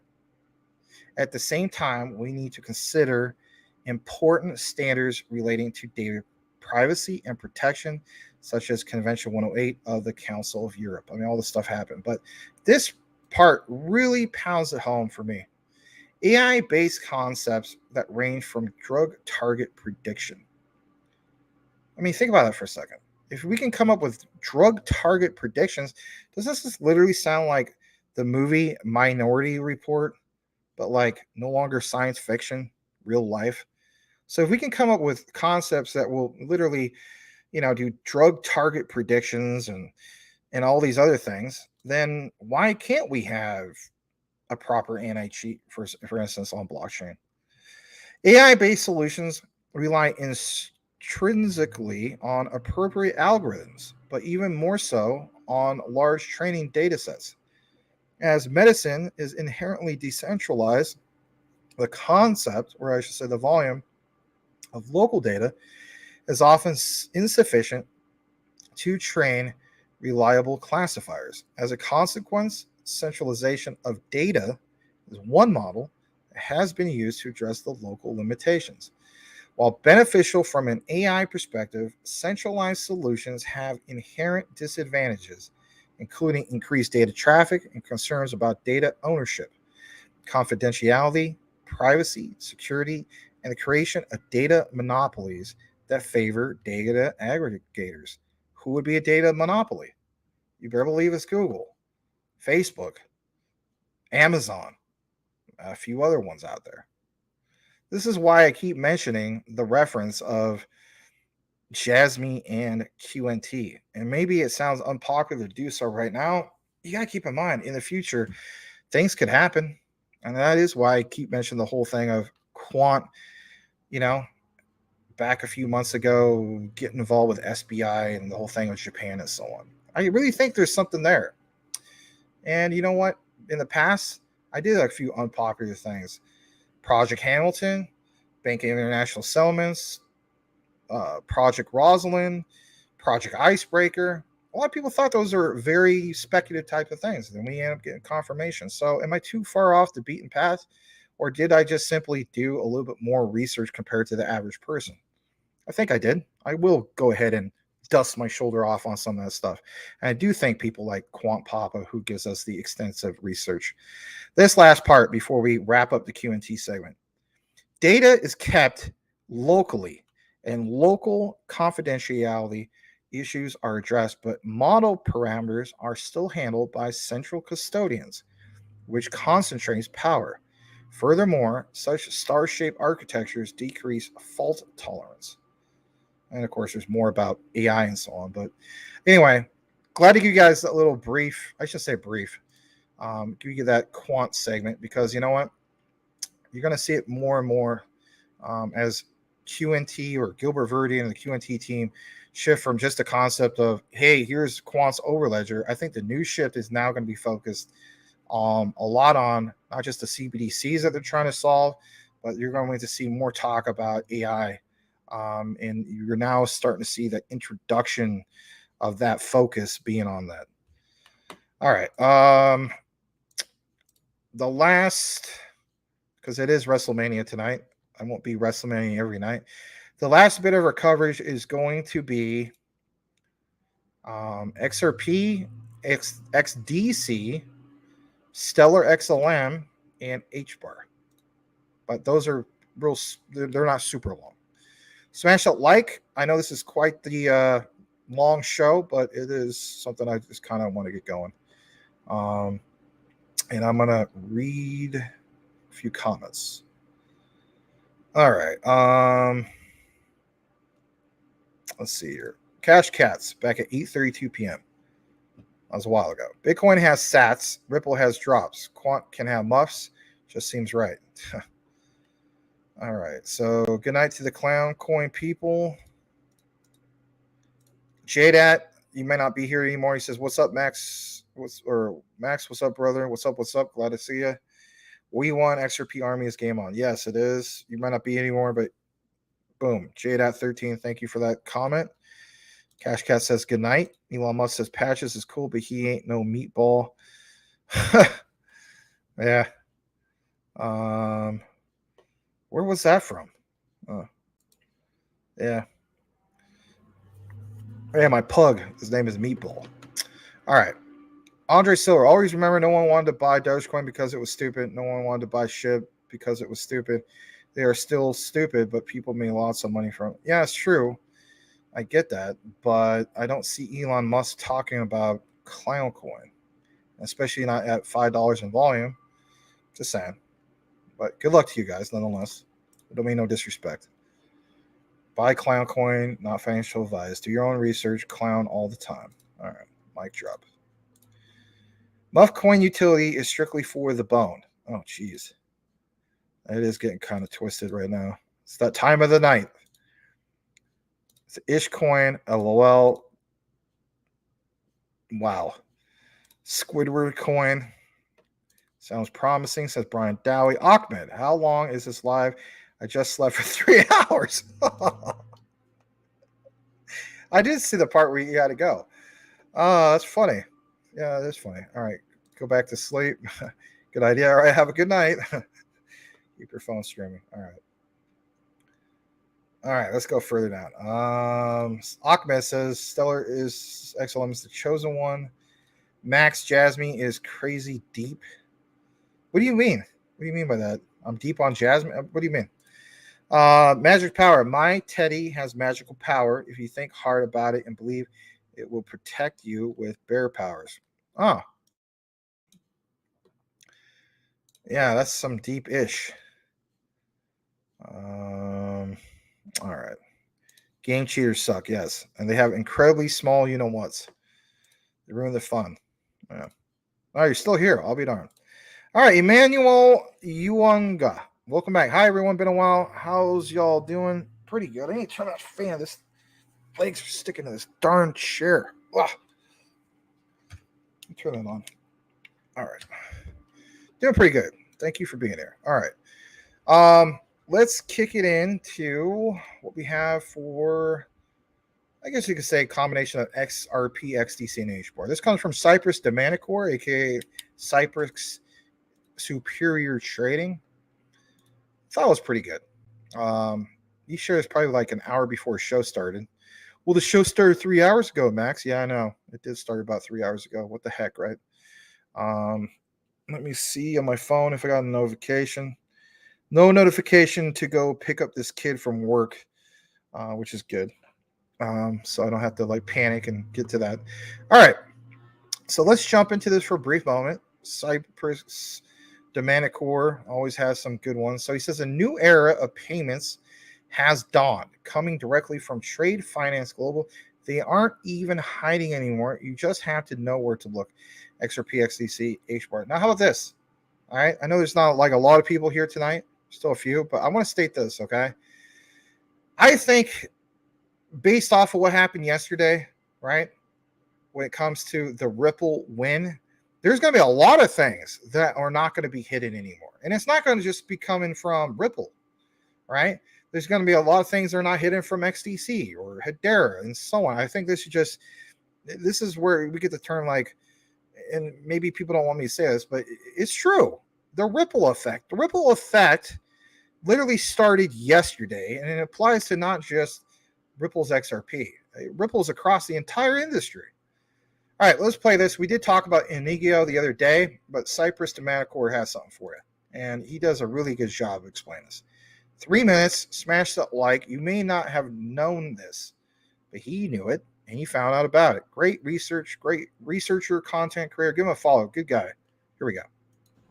This just came out from Inigio. The UK Electronic Trade Documents Act is coming. Are you ready to go paperless? Remember, we talked about this individual right here, Secretary General, ICC United Kingdom, saying this piece of legislation will put rocket boosters under the drive to remove paper and finally bring global trading into the 21st century. With that being said, Inigio just had a DNI initiative workshop on the 12th of July, 2023, featuring a speaker, Andre Casterman. Pay attention to detail. Who's Andre Casterman? Zinfin Network secures ex-Swift head of corporate and trade markets and Andre Casterman as an advisor. This is not by coincidence. This is all by design. An individual from the XDC network, Sean White, tweeted out, "We are about to see game-changing utility and use case manifest." These individuals drop gems on a daily basis that people need to pay attention to, like this individual right here, the CIO at Global Payments. Listen to what he says. So I do believe this is hopefully the beginning of a new phase for crypto, where the attention is going to turn from speculation to really solving problems that ultimately make things better for us. The beginning of a new phase for crypto. Very interesting, right? We head over here, Trade Finance Global website. This article came out July 11th, 2023. ISO 222, revolutionizing trade payments with instant settlement via APIs and digital assets. What digital assets do you think they're going to be utilizing? Let me blow your mind. With the advent of ISO 222, a new era of increased efficiency and digitization for trade payments has dawned. Among the innovators in the field, Impel distinguishes itself as a blockchain-based organization dedicated to expanding the possibilities of ISO 20022 beyond its conventional messaging capabilities. Through the strategic implementation of APIs and digital assets, Impel offers features such as real-time settlement and continuous accessibility throughout the year. Check this out, ladies and gentlemen. As a solution provider built on the XDC network, hold on, what? Check this out. If you head over here to the impel.global website and you scroll right here, what does it say? Impel services offerings run on the XDC network. Mind-blowing, right? Check this out. Impel's APIs has the ability to act as a seamless, secure, and cost-effective payment rail for trade transactions with minimal network gas fees, typically around 0.00001 cent. Transactions can be executed individually or consolidated into a single financial message with multiple embedded transactions. What are they going to be utilizing? Right here, digital assets and the XDC network, ISO 2022. You all understand what's about to take place. Again, a new era has dawned. This is directly from the Trade Finance Global website, July 11, 2023. Wake up, they're not hiding it anymore. All right, so some people are going to be like, well, that was July 11th. Come on, Max, you know, Ripple's XRP was yesterday. Okay, I agree. Here's the thing. Remember what he was mentioning as in Cypress to Manacor in regards to those gas fees, right? I should say gas fees, but transaction fees. Gas fees, transaction fees, whatever you want to call it. On those transaction fees, it listed at 0.401. What's also 0.401 roughly? XDC, what they charge, virtually nothing. And then, of course, that confirmation of Zenfin's XDC network. Here's another thing I want to mention, right? So earlier, and you know, I respect you guys, what you guys do with your crypto, right? We're all different. I mean, anything I'm telling you is not financial advice anyway. Let me turn some stuff back on. But, you know, the way I look at it is I heard you guys saying that you were moving some assets around to prioritize it, for instance, like on what has recently happened with XRP. And I understand that, right? You got to do what you got to do. Why isn't enough of us focusing on XDC? I'm just being honest. Why are we dismissing XDC? I mean, there is still a tremendous amount of opportunity with XDC, and in light of what you recently saw from Cypress to Manacor and so on, that like confirms some things you may not even been aware of. You better believe that the trade sector is going to absolutely explode. And what we also saw back on, March 20th, like I mentioned before, countless times, so many people thought it was going to be XRP, XLM, buy the rumor, sell the news, an explosion on that day. We saw a little bit of an explosion. It was roughly about 20-25%, nothing huge, but the one that everybody dismissed was XDC. That was the one that pumped. Well, have you guys not seen what's going on? And I'm going to pull up this chart real quick. I mean, it does deserve a worthy mention.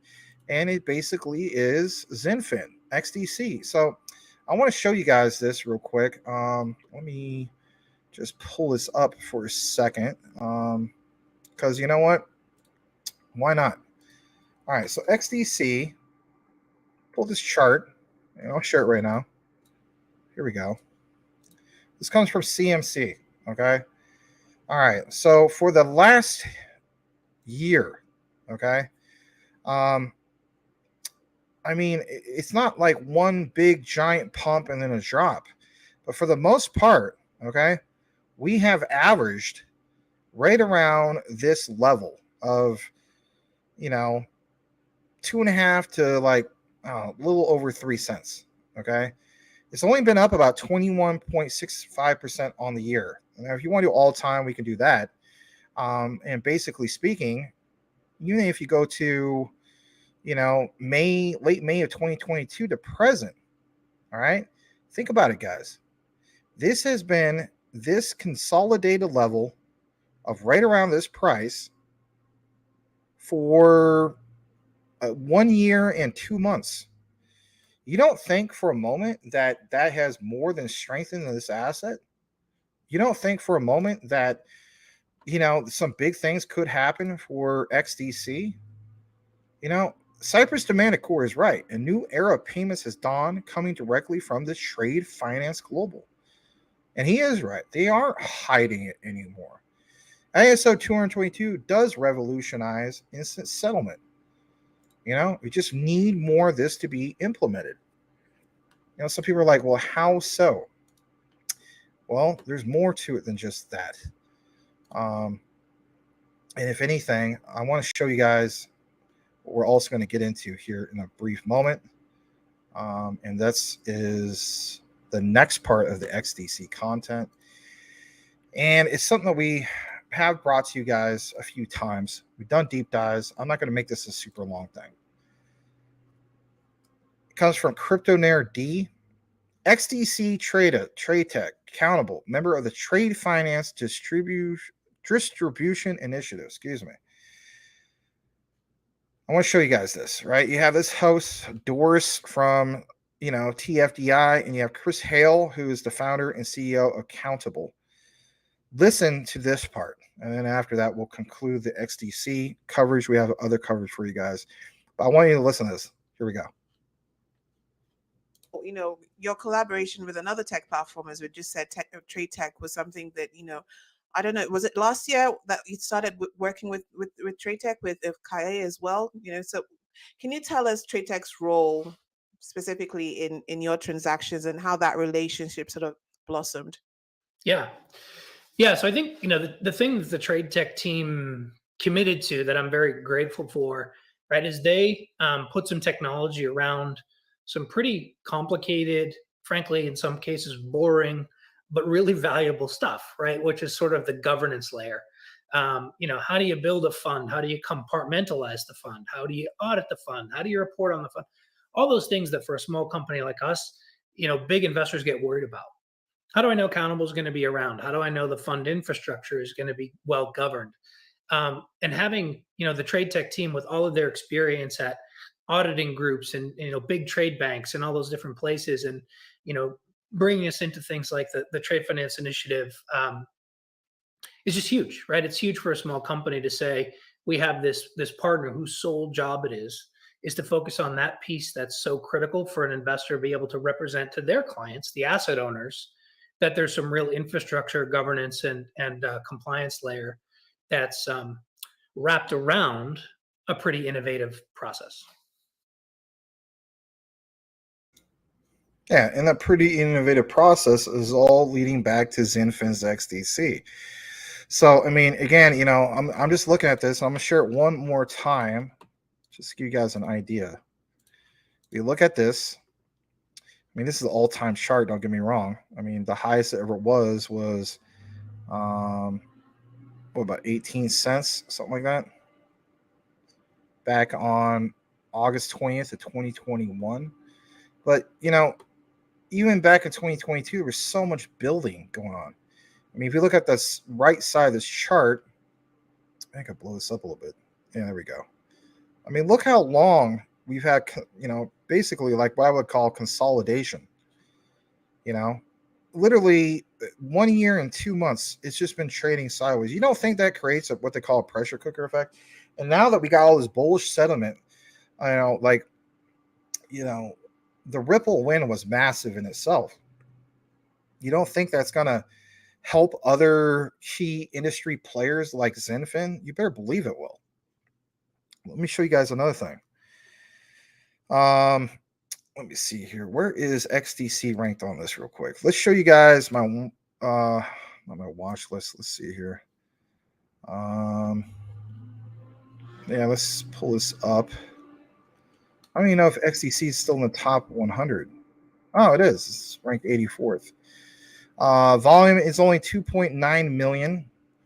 But, I don't know, man. I mean, there's just something about it. Like, let's see here. I mean, even volume is down 47% and so on. We do have a verified market cap of 457 million. It's still, I mean, some people look at XDC as like not being a great opportunity.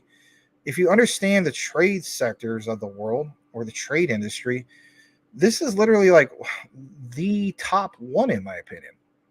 You know, how much is that going to be worth? How much are we going to see the trade industry come into, you know, blockchain and so on, and contribute to the overall crypto market? Just because it's not there right now doesn't mean it won't be there. You know, at these price levels, like, I'm just going to throw it out there. It's not financial advice, but I mean, are your bags packed, as the saying goes? Are they packed?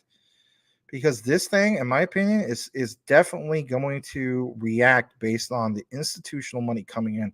Institutional money has a lot to do also with the trade sectors of the world. All right, I'm not going to quit harping about it, but I think it's pretty big in regards to XDC. I'll read a couple more comments, then we're going to show you guys the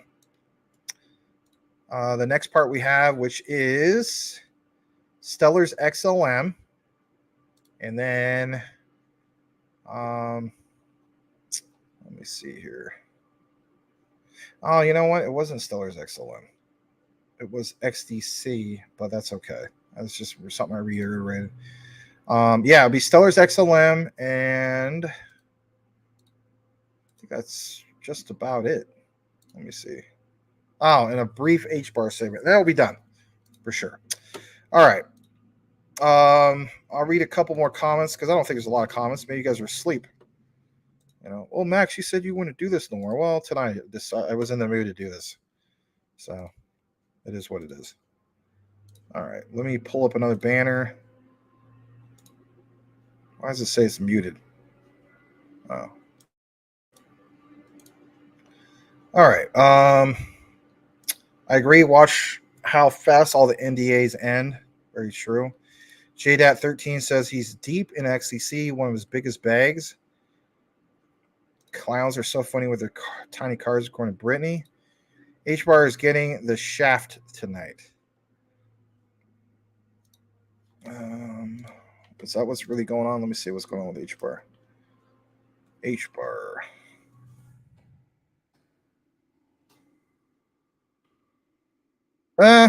Down 2.77%. I mean, it's still ranked 33, excuse me. All right, let's pull this up. And here we go. Oh, man, where is this thing? There we go. All right. This was on July 7th. It says breaking, but in reality, it's not too breaking, but it's a good little tidbit. It says the Federal Reserve has publicly stated that XRP and XLM may be used to facilitate the blockchain aspect of their FedNow payment system. Now, of course, CoolCat Crypto earlier said there's no way it could be XRP, and I think he's right about some of this because Ripple does not, or at least XRP doesn't have smart contract support, at least yet. But XLM definitely does. You know, this is again what makes Sorbonne stand out because that's the smart contract side of things. You know, it is the Stellar answer to Ethereum. It's a big deal. Stellar XLM, for instance, could be part of that FedNow payment system. I know a lot of this is speculative, but look what's mentioned here. The FedNow service partnership, and hopefully you guys see this. Let me see. You see it. The FedNow service partnership with Metal Blockchain.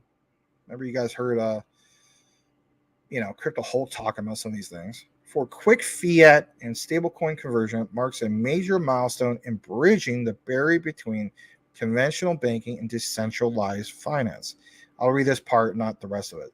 At the moment, the United States citizens can solely make instant payments within the country through third-party applications like Venmo and PayPal or digital wallets for crypto. Ripple, a prominent provider of cross-border payments and open-source distributed ledger technology for financial transactions, may be included among the fintech companies that FinNow will utilize. But again, like I mentioned, there's no smart contract support. Additionally, Stellar Lumens, which does have smart contract support, is a blockchain-based payment network that offers a quicker and more cost-effective method for executing global payments. Might be among the companies that FedNow will use. Or if you guys want, we could go over on crypto Twitter and type in Cypherium. And of course, they're going to say it's them. Most people say, nope, that's all a scam. I don't know. Teach his own, but it's worth paying attention to. So I share that. Let's jump into this next part. And here it is. This comes from this guy, Sammy. I have shared some of his stuff. Here's a wisdom tree update. The other day, we gave you guys a wisdom tree update, and kind of like what it shows right here, wisdom tree is basically designed to save, spend, and invest in digital assets like the US dollar, gold, tokens, I think even silver and so on. Here's the update. Wisdom Tree Prime is now live on Stellar blockchain. Wisdom Tree is owned, by the world's largest asset custodian, which is BlackRock.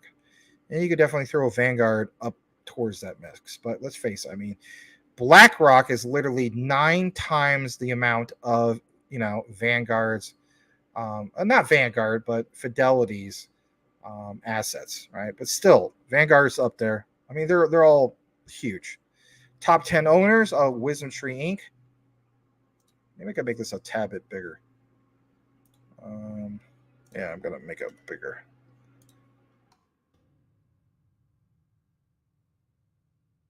All right. Here's the top 10 owners. Pretty big deal. BlackRock Fund Advisors, they have 11.57% stake. They have 17,271,109 shares owned, and it's worth a little over $117 million. Go down to Vanguard, they have 9.77% stake. Shares owned 14,585,000, worth about $99 million. There's some other honorable mentions here, like Wellington and so on, but those are two big ones for Wisdom Tree. Jumping back,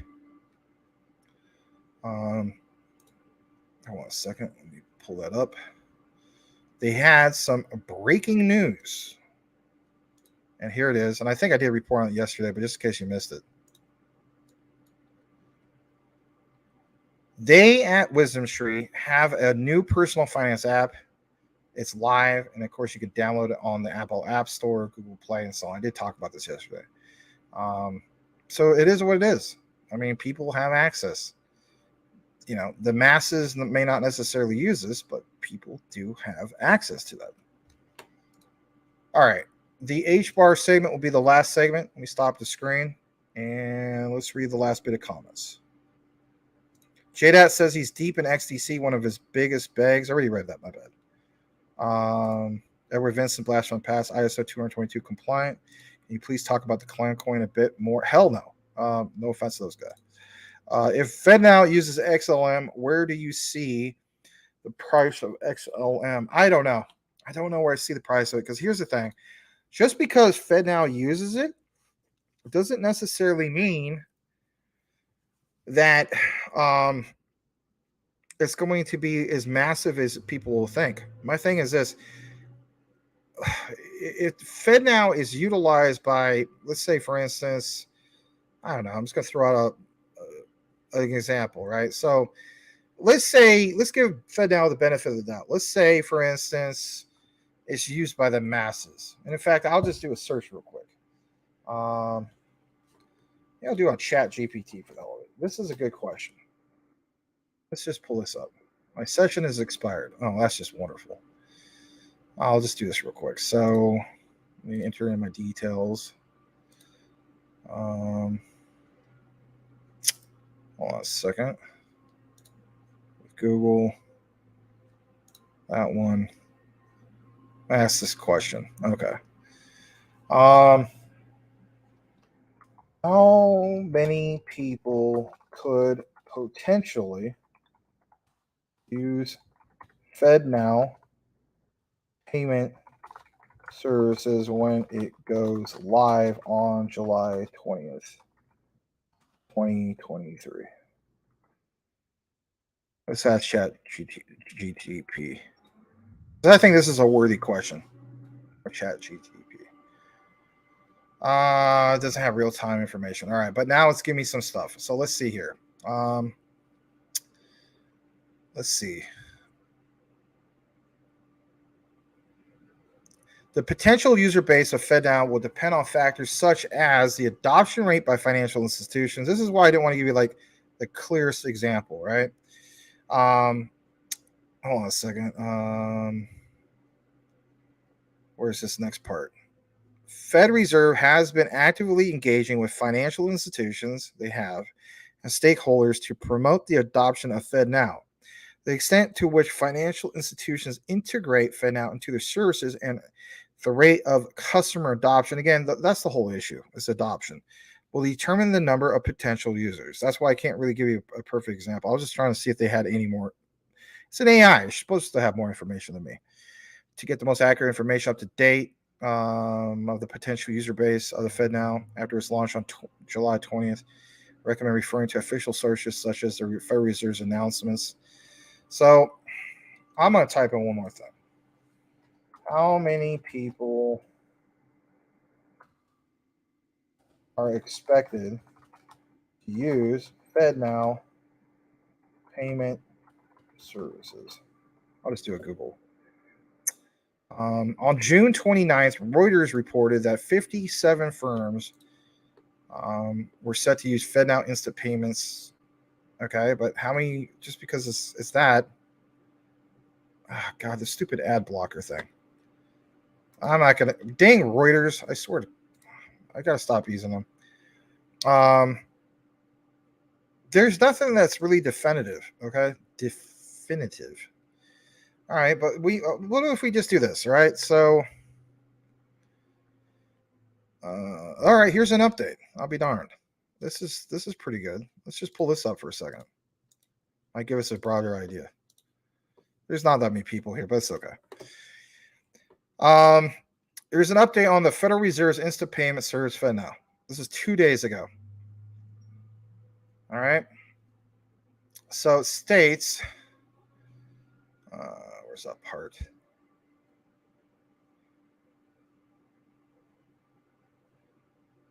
I mean, it grew rapidly in transactions. Hold on. This comes from the Federal Reserve Bank of Cleveland. All right. According to a 2022 Federal Reserve Payment Study, maybe I can blow this up a little bit more for you guys. I don't know. Maybe you guys are just tired of this stuff. I just keep going on. I know. According to the 2022 Federal Reserve Payment Study, the value of non-cash payments has accelerated significantly over time. These payments grew at an annualized rate of 9.5%, 9.5% between 2018 and 2021, reaching a value of 128.5 trillion in 2021. In 2021, about 205 billion non-cash transactions were made in the United States, over 600 payments for every American, according to Fed survey. All right, so let's picture that for a second. 600 payments for every American. All right. According to Fed survey in 2022, nearly 75% of consumers use mobile payment devices to send or receive payments, and usage span consumers of all ages. This is a considerable increase from 2013, where half the consumers surveyed in 2022 are using non-bank mobile apps to make faster payments, and 38% using digital wallets. Okay. All right. So how about this? All right. Let's just pull up something. I don't even know if you guys can see this. Hold on. Let me see. Can you see this stuff? I don't think you can.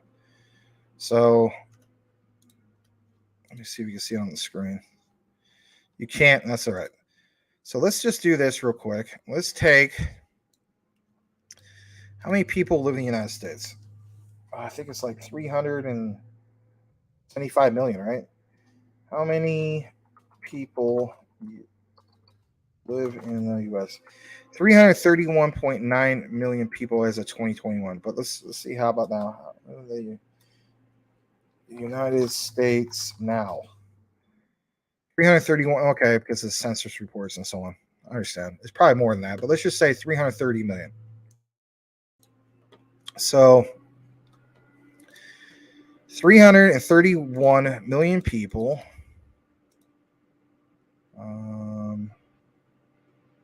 There we go.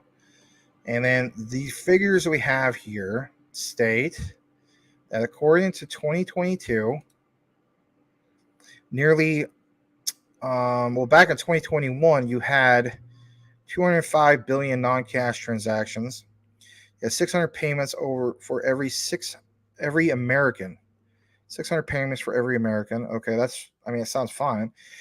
2022, nearly 75% of consumers use mobile payment. Okay, that's fine. But it is whatever. Devices to send or receive payments and usage spanned. Okay, this is a considerable increase. So on. But only 10% of consumers had made a mobile payment. Okay, that's back in 2013. So it keeps increasing. Where half the consumers surveyed in 2022 are using non-bank mobile apps for faster payments, and 38% are using digital wallets. So, all right, let's just lowball at 38%. So let's take 38% of 331 million. So let's take 331 million, and we're going to multiply that by 0. What did we say? 38%. So 38. So that would be the equation. All right, so that comes out to be 125,780,000 people if we lowball it.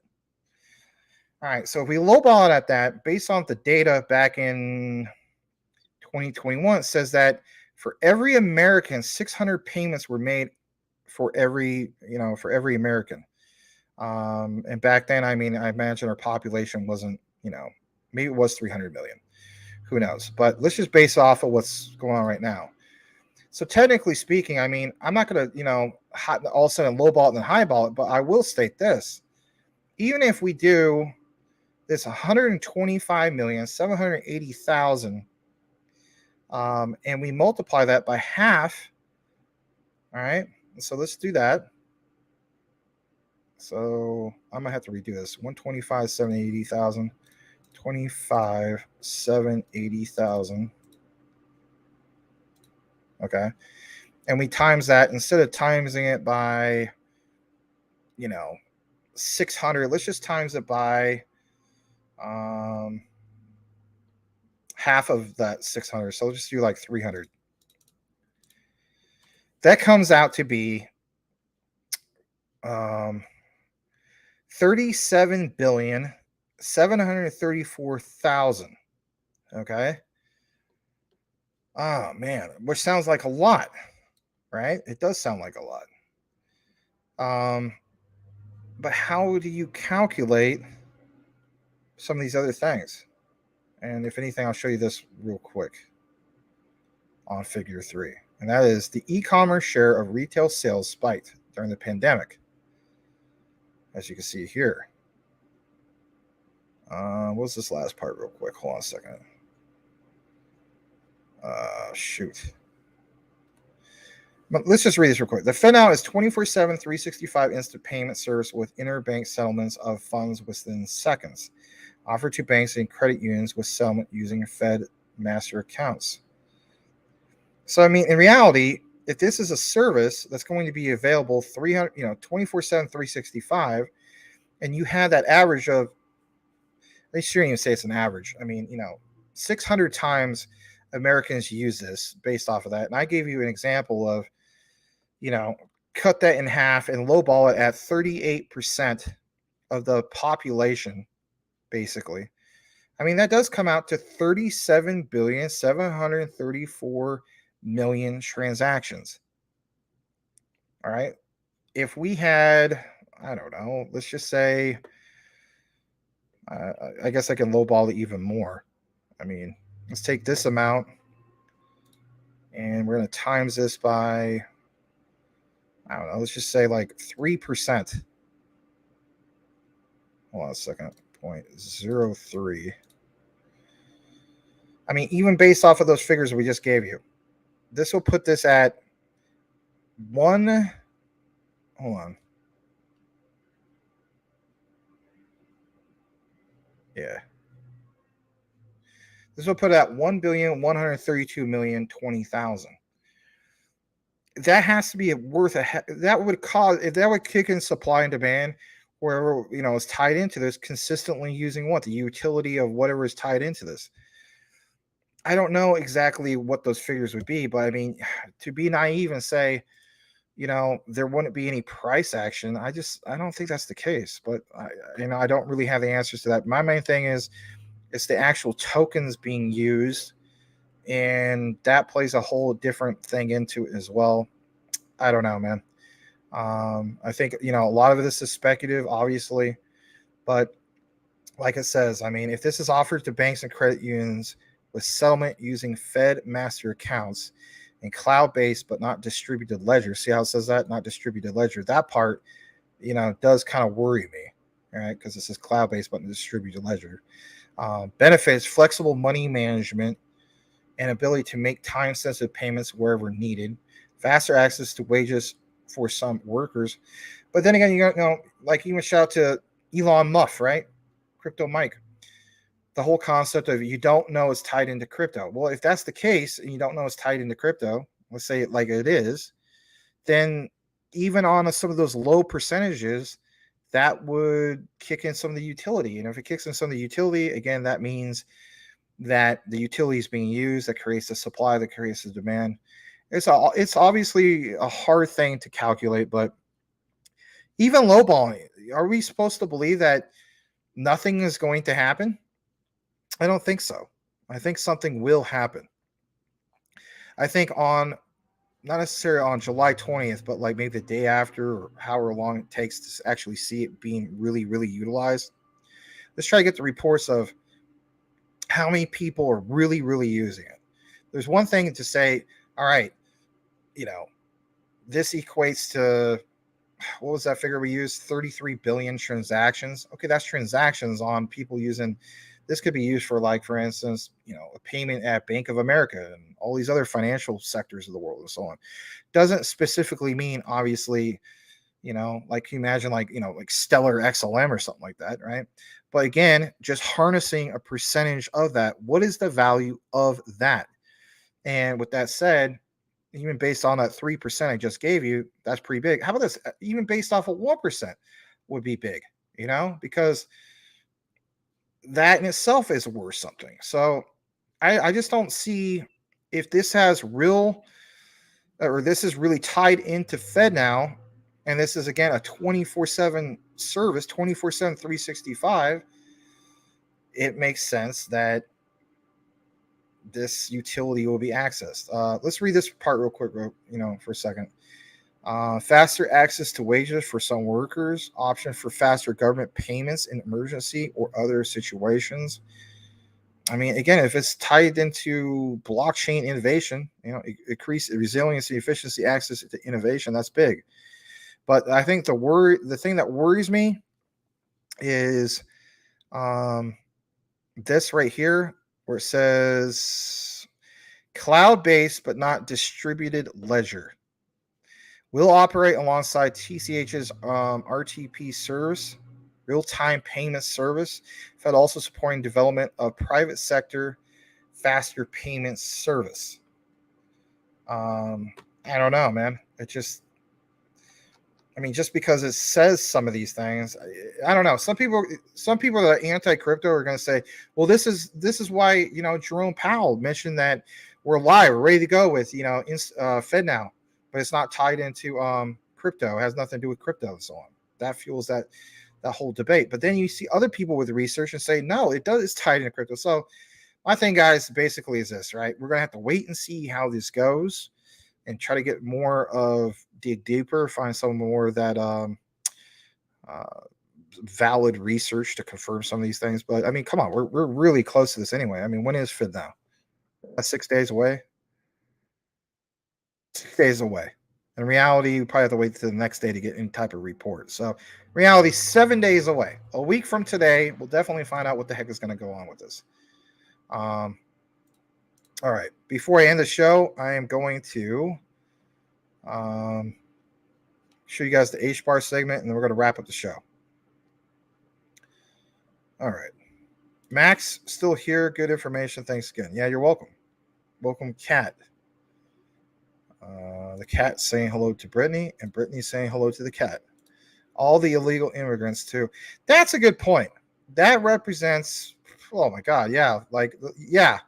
I was literally going to say, let's add another 30 million. That is very, very true. And if anything, maybe they use FedNow more than the average American. I mean, some people are going to say, oh, that's kind of messed up. You're stereotyping. Hey, I'm being real about it. I'm being real about it. They might use it more than the average, average American, right? All right. Fluffy Fluff and the Banana Hammocks. Welcome. Hi, Max, the CTN gang. Bought more Jasmine on the dip today. Oh, very cool. Very cool. All right. Welcome, Darren. Glad to have you here, man. Here's a dab. You came in. We're going to wrap up the show. This basically did become WrestleMania. All right. Here's the last part of it. I'm done talking about Fed now. I mean, nothing against Fed now, but I mean, come on. I mean, a lot of it's really speculative at this point. All right. So don't chat GPT. All right, let's get in this last part. H-bar. Smash that like for some Hedera H-bar. This comes from Mason versus Louise. He says breaking. This was July 10th, so it's not really too breaking, but it might be breaking for you, depending on when you get the news. He states, H-bar provided information and recommendations to the SEC last month. In response to the proposed amendments by the SEC government to Exchange Act Rule 3B16 regarding the definition of exchange, Hedera Chairman Brett McDowell, in collaboration with the Hedera Governing Council, formally provided the SEC with recommendations and feedback citing significant concerns regarding the potential unintended consequences the proposed changes could bring for Web3 and distributed ledger technologies, right? In the United States, let's blow this up. This is big enough. I have to switch screens. We strongly believe the proposal to amend Exchange Act Rule 3B-16A to include with the definition of exchange a group of persons that makes, or I should say, quote, makes available communications protocols will have unintended negative consequences for the development of the DLT industry in the United States and will ultimately run counter to the SEC's goals for this new rule by implying that validator node operators should be regulated as exchange operators. The proposal does not yet reasonably define the regulated actor nor the scope of liable actors, nor does it provide a clear or obtainable path for potentially regulated actors to comply with the requirements of the rule. As a result, the adoption of the proposal would undermine the vast benefits of distributed ledger technology to the United States and stifle or eliminate technological innovation. Why am I bringing it to you? Or why is he bringing it? I mean, that's big. It was reported on the 10th. I'll say this much. It is big because Hedera pointed some of these things out, right? Here's a proposal. And if you think about what happened on the ruling from Judge Annalisa Torres, she kind of reiterated, right, that, some of the things are mentioned here.